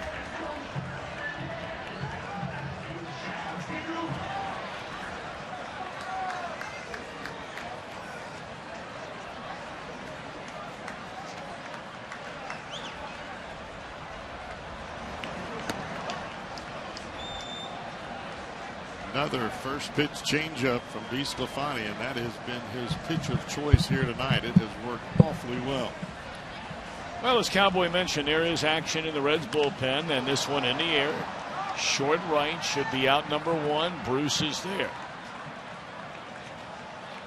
Well, as promised, our Miller time, these are going to be moments, and boy, this young fella tonight is second start as a Red, pitching here at Wrigley Field has been something.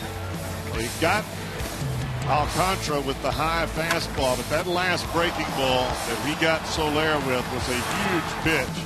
And then you see the acrobatic play behind the back as it knocked the glove off, still with the presence of mind to make the throw to first.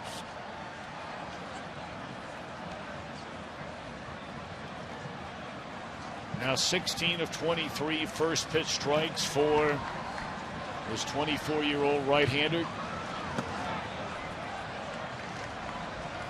Reds fans just getting to see Anthony DeSclafani. He was the primary player in the Matt Latos trade. This was a guy the Reds zeroed in on. He was their guy. And boy, they're glad they have him. That's 6 2/3 innings now of 1 hit, 2 hit shutout baseball. One of the hits an infield hit.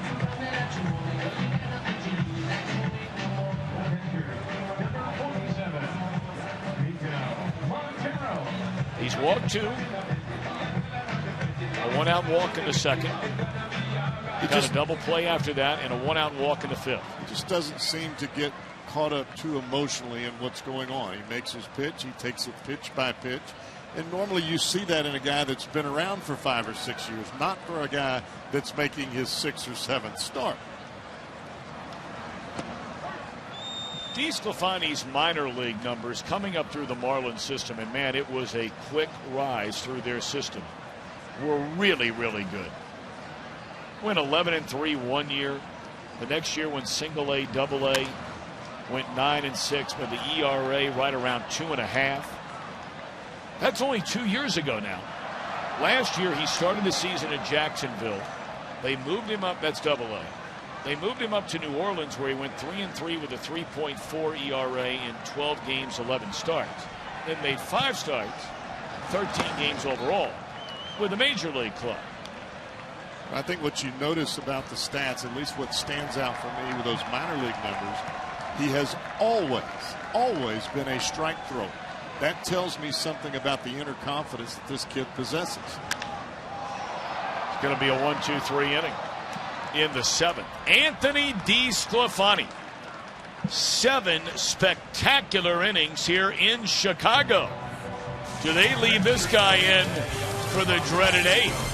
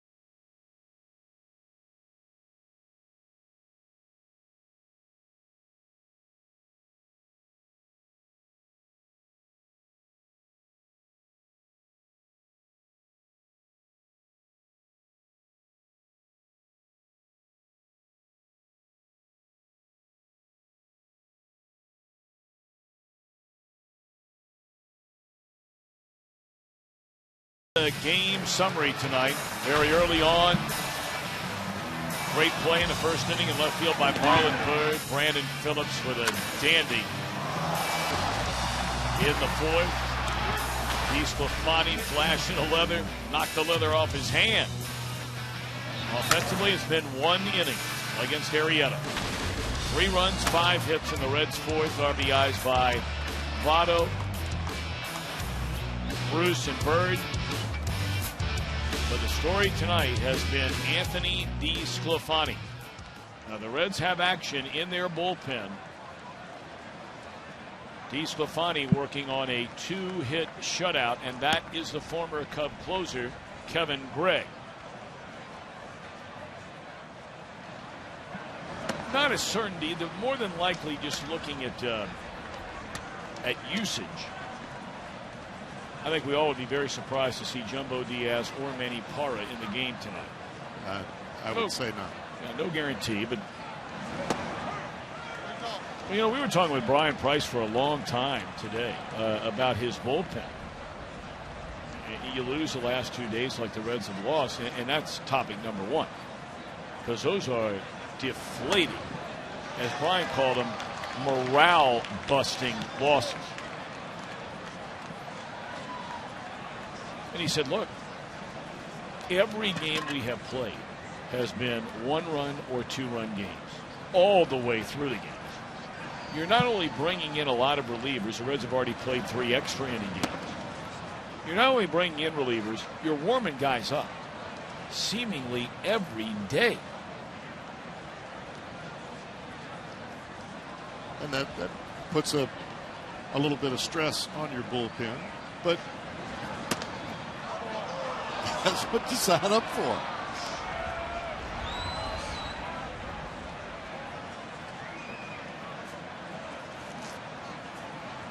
Votto 2 out of 3, knocked in the first run of the game when singled by Hamilton, who stole second, leading off the fourth, scored on the hit by Votto, and there's a walk to begin the inning.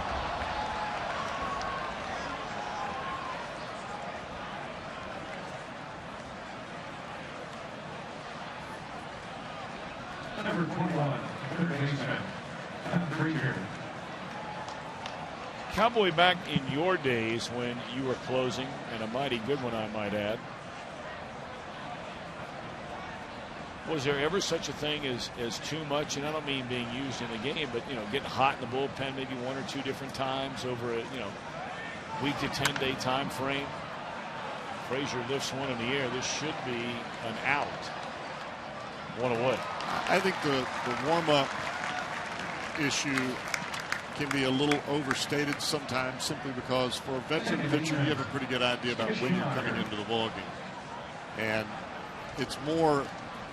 I think that can be more of a concern for a younger pitcher, a guy that's first coming to the big leagues, because he really doesn't know, okay, well, do I just soft toss here and just kind of get a little bit ready and then take my extra throws when I get out there, or do I follow my adrenaline that my heart's beating 1,000 miles an hour, that the phone rang and they got me up in the bullpen? But I think for the most part, you've got guys that have been around the game long enough down there in that bullpen. They know whether to get hot or whether to just get 80%. And to me, that's the difference in whether you can use a guy every day or whether you can use him once every 3rd or 4th day. That guy's got to understand what he needs to be ready to go into the ballgame. Well, you saw DESCLAFANI with the sweatshirt on. The temperatures have dropped into the mid-40s here tonight, and Gregg is throwing like he's coming into this game in the bullpen.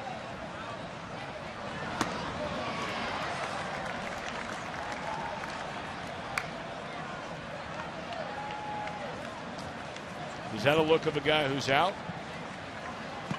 Well, the look is more of the guy in the bullpen that is getting hot, ready to come into the ball game.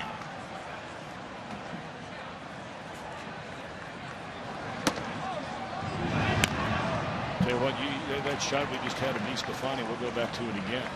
That is a young man who is dialed in right now. Focused. Not fooling around on the bench, talking to a lot of guys. Not talking to anybody. That's how you're supposed to be.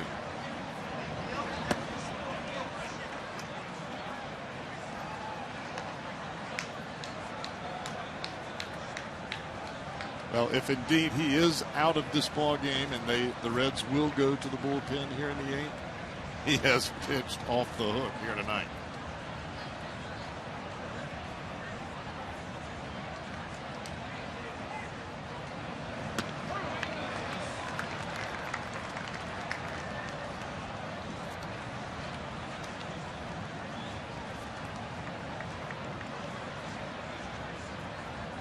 DESCLAFANI did win 2 games in the big leagues last year.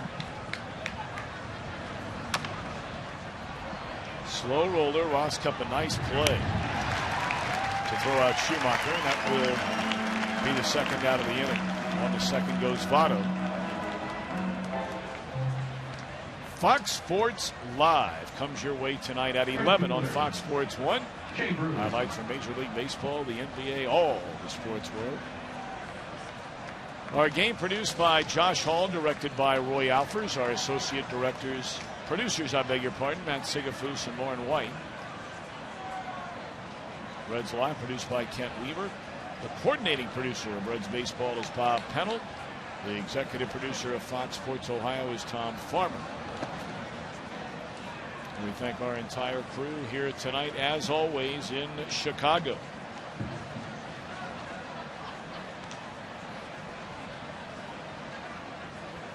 A 4th run would be a big run.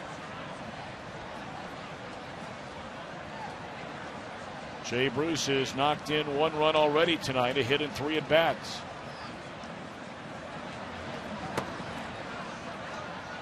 And it's not just that run that makes it 4-0.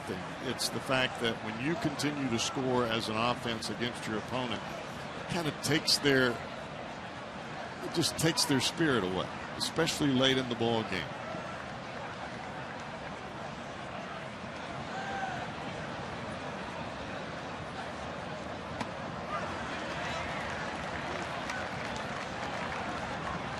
Detroit finished off the Pirates tonight. That is the only final in from the National League. 2-0 there.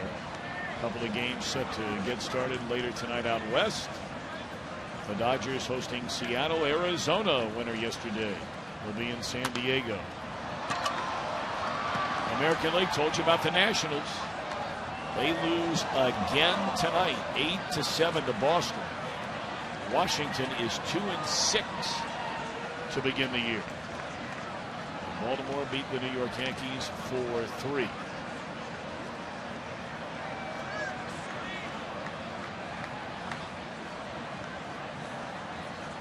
Two-two to Jay Bruce.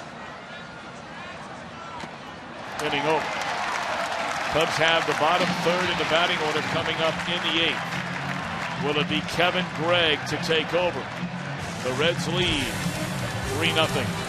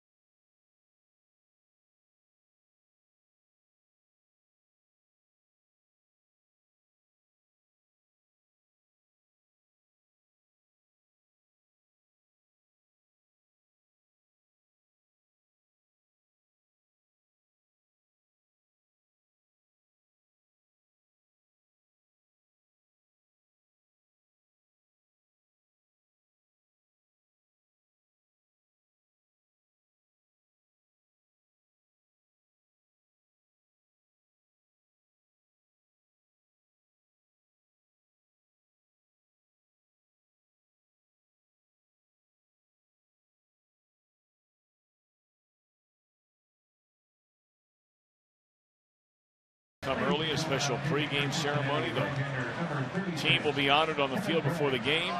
That's part of our Super Saturdays as well. And the first 25,000 fans receive a Nasty Boys triple bobblehead thanks to PNC Bank. That'll be a 1:10 start. Well, the answer to the question, Anthony DeSclafani will give way to the former Cub closer Kevin Gregg. Reds lead 3-0.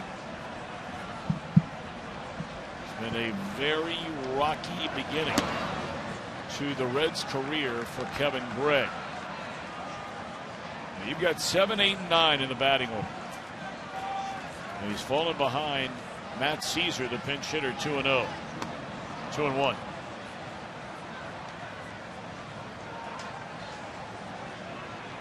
Gregg has had a very, very good major league career. He has nearly 180 career saves.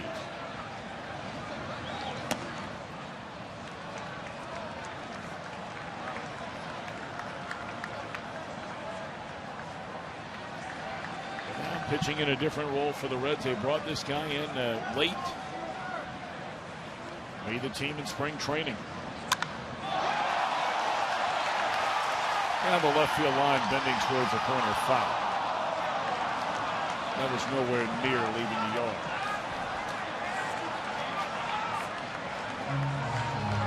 You take away Aroldis Chapman's numbers, and these are those tallied by everybody else in that Reds bullpen. 18 innings, 32 base runners, 4 blown saves, 3 losses. The Reds do not have a starting pitcher that has a decision. So all the wins and all the losses belong to the bullpen. But 4 blown saves down there, and none of them belong to the Red stopper, including each of the last 2 games. Somewhere along the line, you'll have to have someone that will step up and bridge the gap between starter and Chapman. And Gregg has walked a guy that is 1 for 19 on the season to begin the 8th inning. 1 for 19. And he wouldn't even have a hit were it not for a drawn-in infield last night in the bottom of the 10th inning. Diaz walked the leadoff batter last night. J.J. Hoover did the same, and so did Manny Park.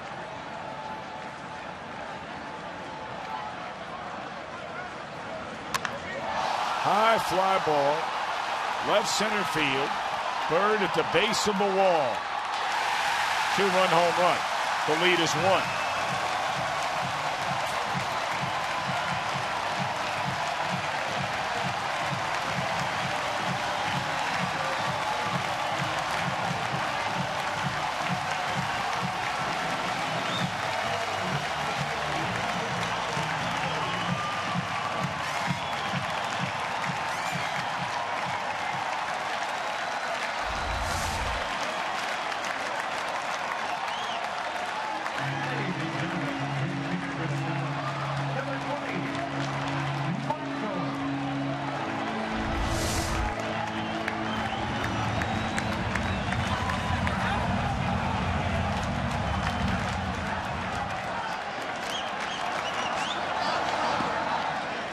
Cingrani begins to throw for the Reds in the bullpen now.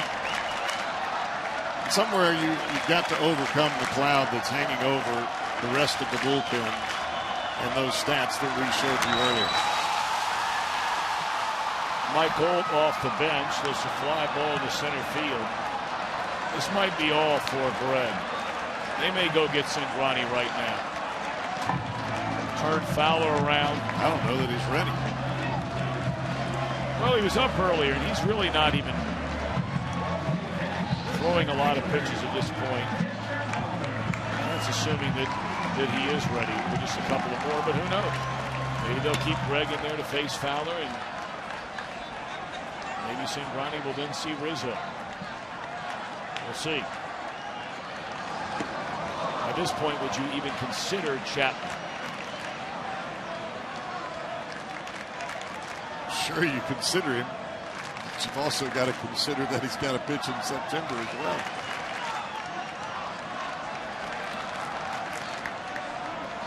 I mean, that's the nature that you clamor to when everyone is struggling in your bullpen except your closer. And you can't expect one guy to pick up everything. It's just not going to happen.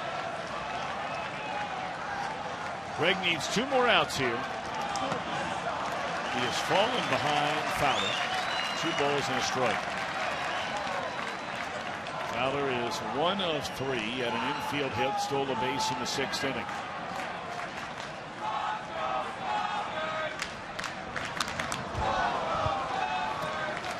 Two runs in the 8th tonight. 2 runs in the 8th last night. 3 runs in the 7th inning on Sunday.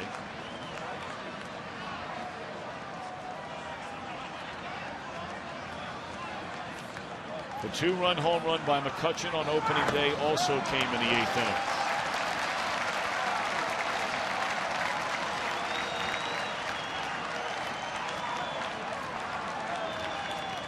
Three and 2 to Fowler.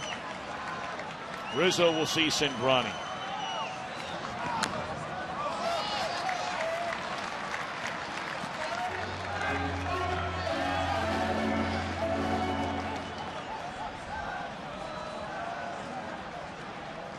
Cubs have won games each of the last 2 days in dramatic fashion.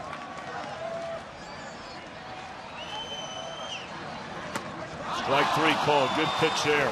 Off speed on a 3-2 delivery. It's a nice pitch.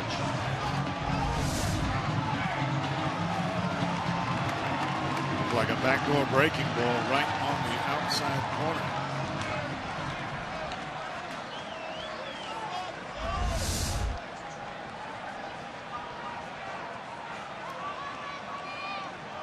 Brian Price will take the ball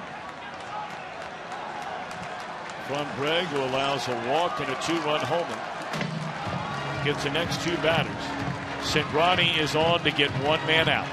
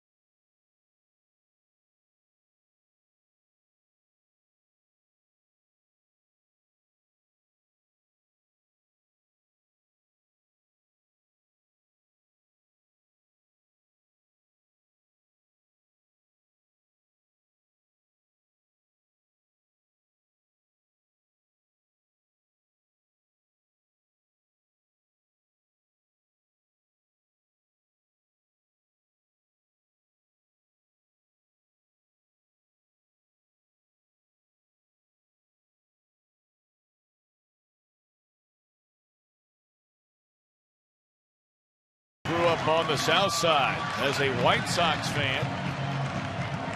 He now comes on from the Reds bullpen to face Anthony Rizzo. 2 outs. Reds lead by a run last of the 8th inning. Maybe the numbers last night. He had 8 of his 32 home runs against left-handed pitching last season. It was the first year he did anything against left-handed pitching. High and tight on that first one.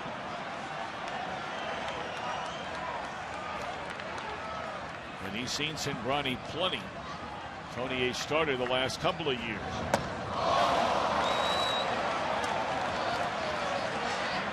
One of our favorite interviews ever on Reds baseball was with that man, Mr. Cingrani, when Tony pitched here for the first time and said, I would never step in this ballpark were my son not playing in it.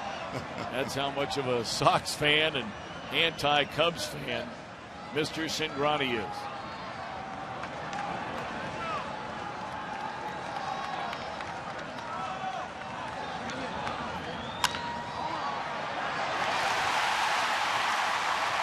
That's a base hit.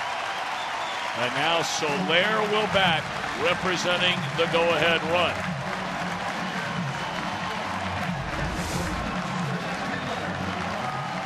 It's almost as though Anthony Rizzo climbed right up on top of the plate a little bit, and he was dead set on pulling any pitch that he got, evidenced especially by the 0-1 or the 1-0 swing on a ball that was way up and out of the strike zone. Well, you don't want to make a mistake to this cat. This was the man who hit the home run in the 8th inning last night. 0-1.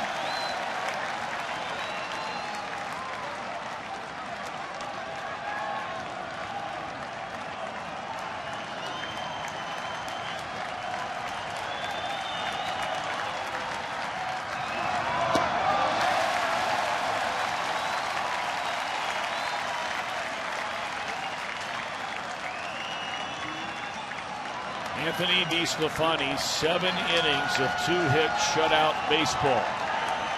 There is only one thing on Soler's mind, and that is hitting it into the seats.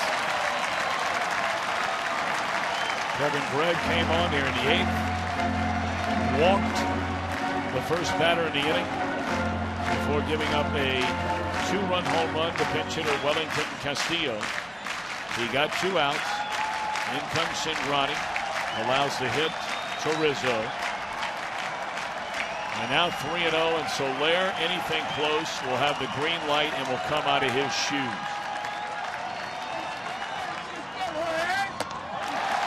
Cingrani was not near the strike zone on any of those pitches. And now he will face a left-handed batting Chris Coghlan, but not before a visit by Jeff Pico.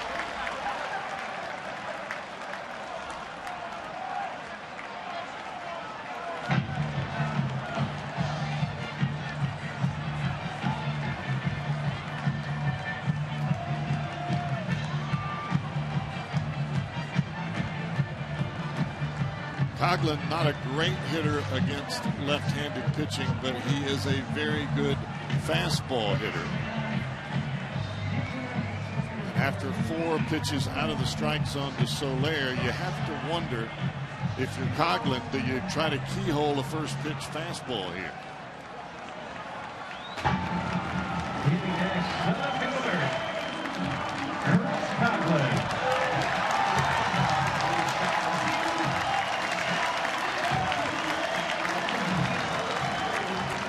All righty, here's Coghlan. He is bounced to Votto, fly to center, fly to right.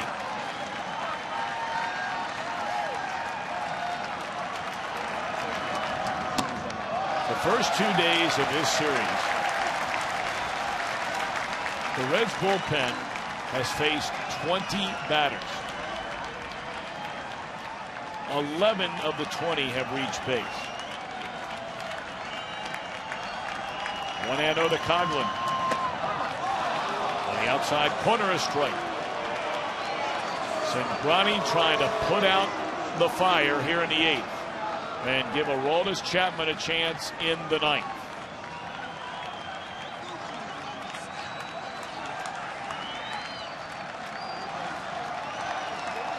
Tying run at second base is Rizzo. Beautifully done in the outside corner. At 92 to get ahead. He just painted 2 consecutive pitches right on the money. Brian Pena barely moved the mitt. For a batter, that's not a pitch you want to even think about swinging at. Now you may not have any choice. 1-2 pitch, time is called. Ball got away down in the bullpen.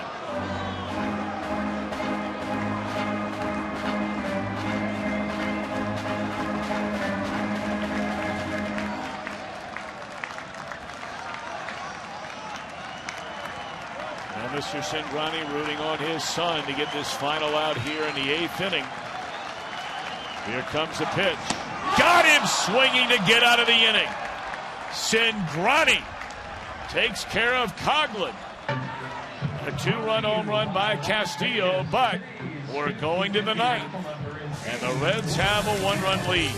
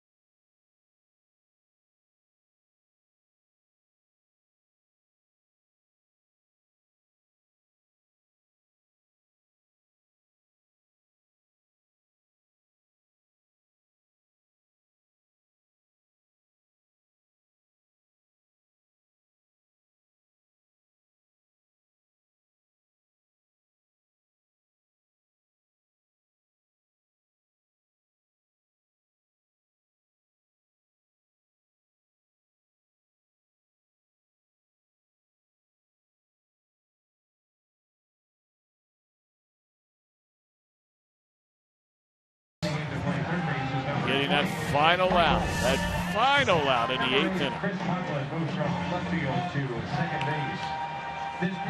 2 fastballs down and away that were just paint, and then he comes up around the letters.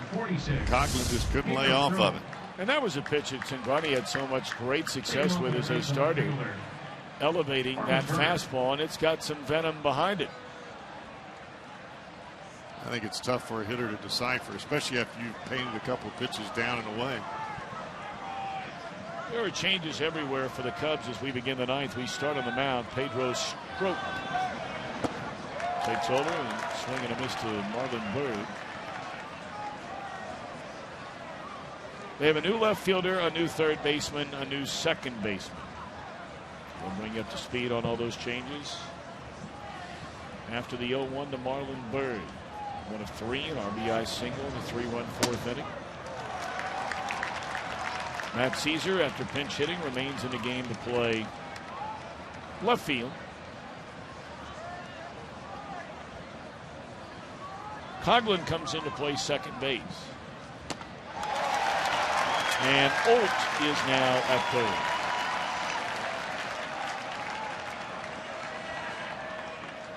So Coughlin has played left, third, and now second base for the Cubs.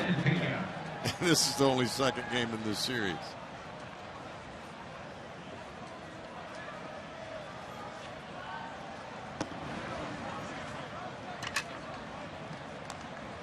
Pena, 0 for 2, has drawn a walk.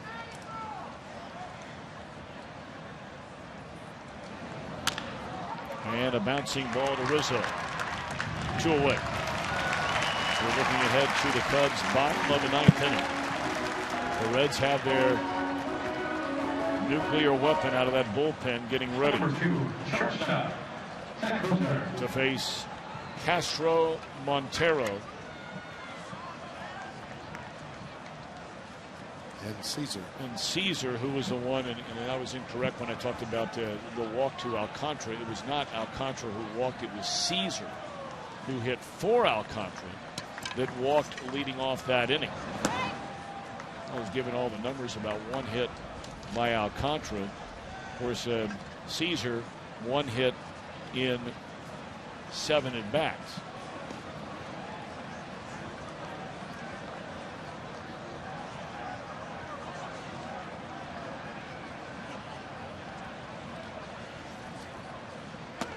Now, the Cub bullpen has been a major strength the early part of this season. a 1.6 ERA. And they've walked only 5 batters to go along with now 21 strikeouts. They're holding the opposition to a batting average of under 200.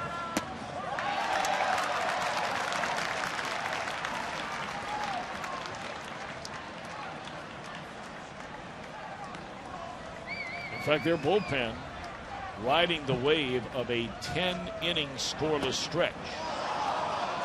2-2. Normally, when you're coming into the ball game out of the bullpen, you're in a crucial situation. Any walk is going to hurt you. Multiple walks create disaster.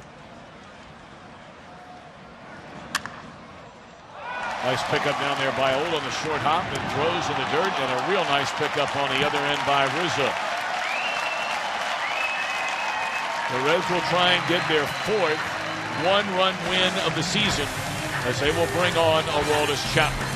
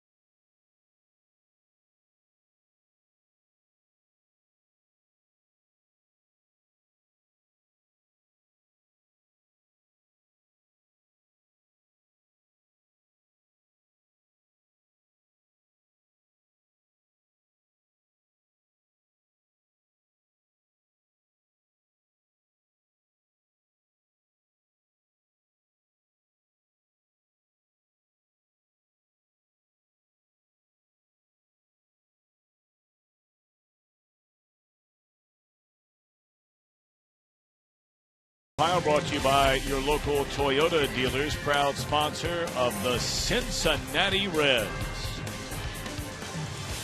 Tomorrow night, 7:30 Eastern, and 30 minutes before every game right here on Fox Sports Ohio. It's Reds Live, presented by Ray St. Clair Roofing. And the pitching matchup tomorrow night. Jason Marquis got off to a sluggish start, first 2 innings in that game against the Cardinals, gave up 3 runs, and that would turn out to be all he allowed in 6 innings. Should have gotten the win. Reds did win that game, and he'll be up against the one-time Red, Travis Wood. But that's all the mark. Right now it's 3-2 Reds in the 9th, and here comes Aroldis Chapman.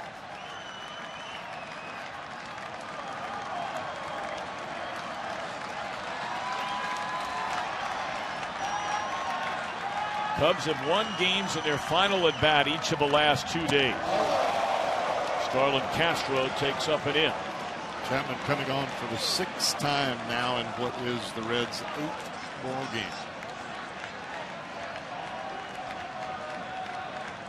5 innings, 2 hits, no runs, 1 walk, 7 strikeouts. And Chapman has a win and a pair of saves.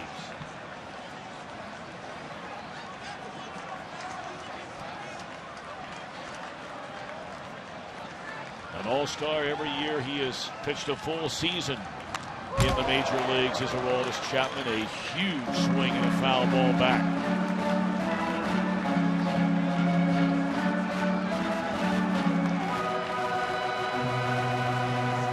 Chapman, so many seasons of a first by a pitcher and or a reliever. Averaged over 17 strikeouts per 9 innings. That's never been done by any pitcher in the history of baseball over a full year. First pitcher ever to have his fastball average 100 miles per hour in a season. And became the first reliever ever to strike out a batter in 40 straight appearances. 2-2. Castro Boyd as he finds a hole into left field to start the 9th inning.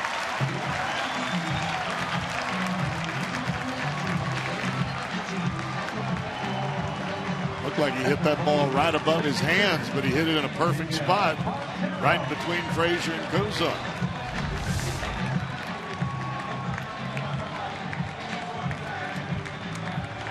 You know, you wrestle with the no doubles defense. A lot of teams just automatically play it, and the Reds weren't necessarily playing it there.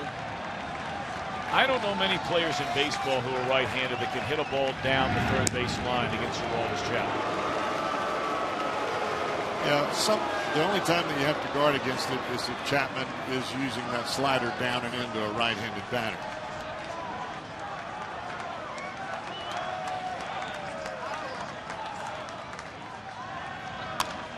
Montero, first pitch swinging in the air, short left field. Marlon Byrd coming in, 1 out in the 9th.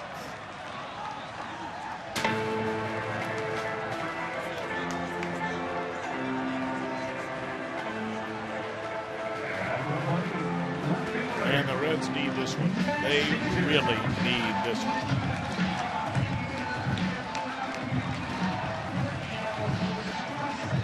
And look, it's the 8th game of the year. So, I mean, we're not talking about game 5 of the LCS here, but the way they've lost, you really need it.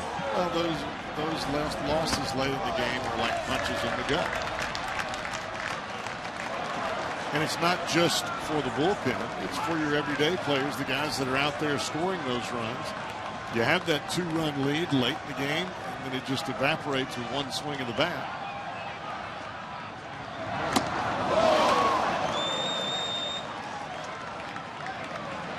What Caesar not getting cheated on that cut. Mercy. They're swinging hard, but he may want to start a little early. No, just stay right there. Yeah. All right.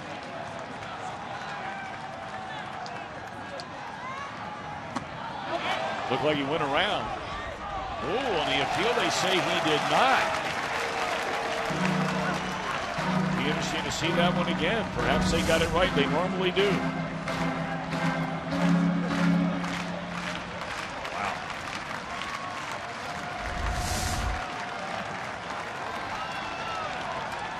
David Ross is the last bat on the Cubs bench. And he is standing in the on-deck circle. That is the pitcher spot due up next.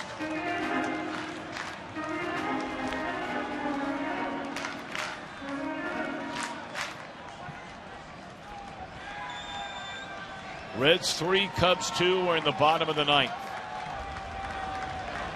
1 on, 1 out. Chapman against Caesar, a 2-2 pitch. Here it comes. Full count.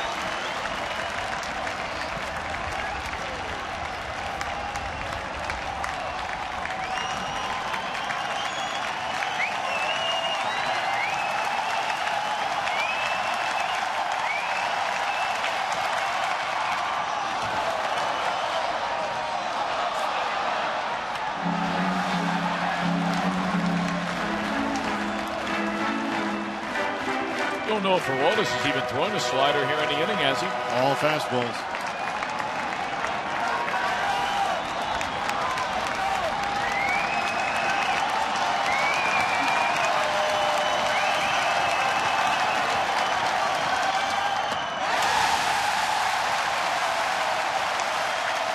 That's quite an at-bat there by Caesar. Fouled off a lot of tough pitches that were in on his hands. Ladies and gentlemen, pitch hitting for the Cubs, number 3, David Ross.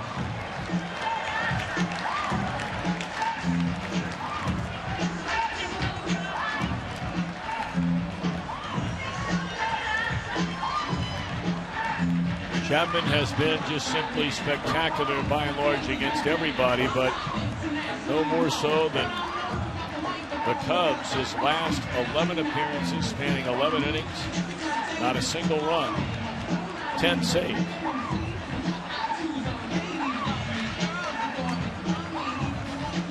So Caesar has come off their bench and given them 2 7-pitch walks. And by walking here against Chapman, he moves Castro, the tying run in a scoring position. Caesar is the winning run at first base.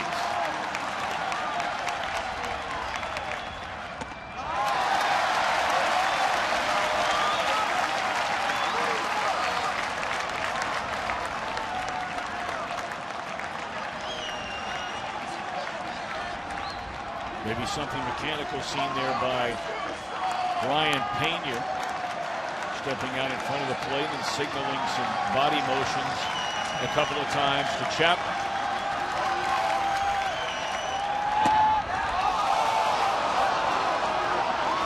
I think as much as anything, Pena's just trying to calm down the big fella. As you can see where Chapman is missing, the ball is up. That's not normally where he's at.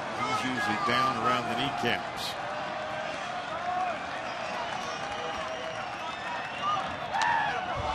And they've taken some decent swings. Not anything it's been, you know, clubbed down the left field line or any of that kind of thing. But you frequently hear that guys are at least close to being on a fastball if they foul it straight back. And still no sliders in this inning by Chapman. Not that I've seen. 1-2 pitch. Strike 3 called. Right down Broadway. One more out to go for Aroldis Chapman. That one a little more down.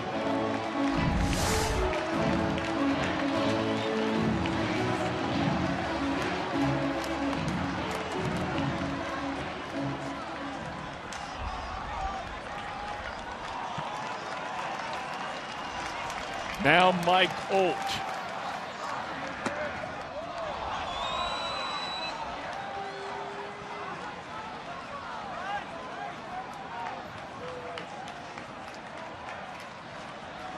Olt flied out to center field against Kevin Gregg an inning ago.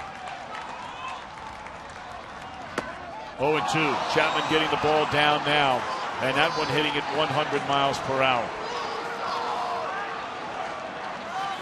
So whatever Pena told him ever since he gave him that body motion, everything has come back down in the zone and nothing but strikes since.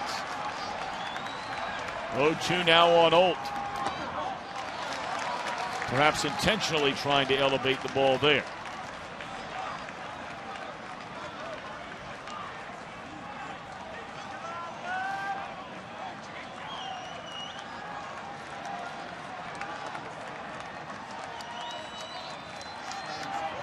Game over.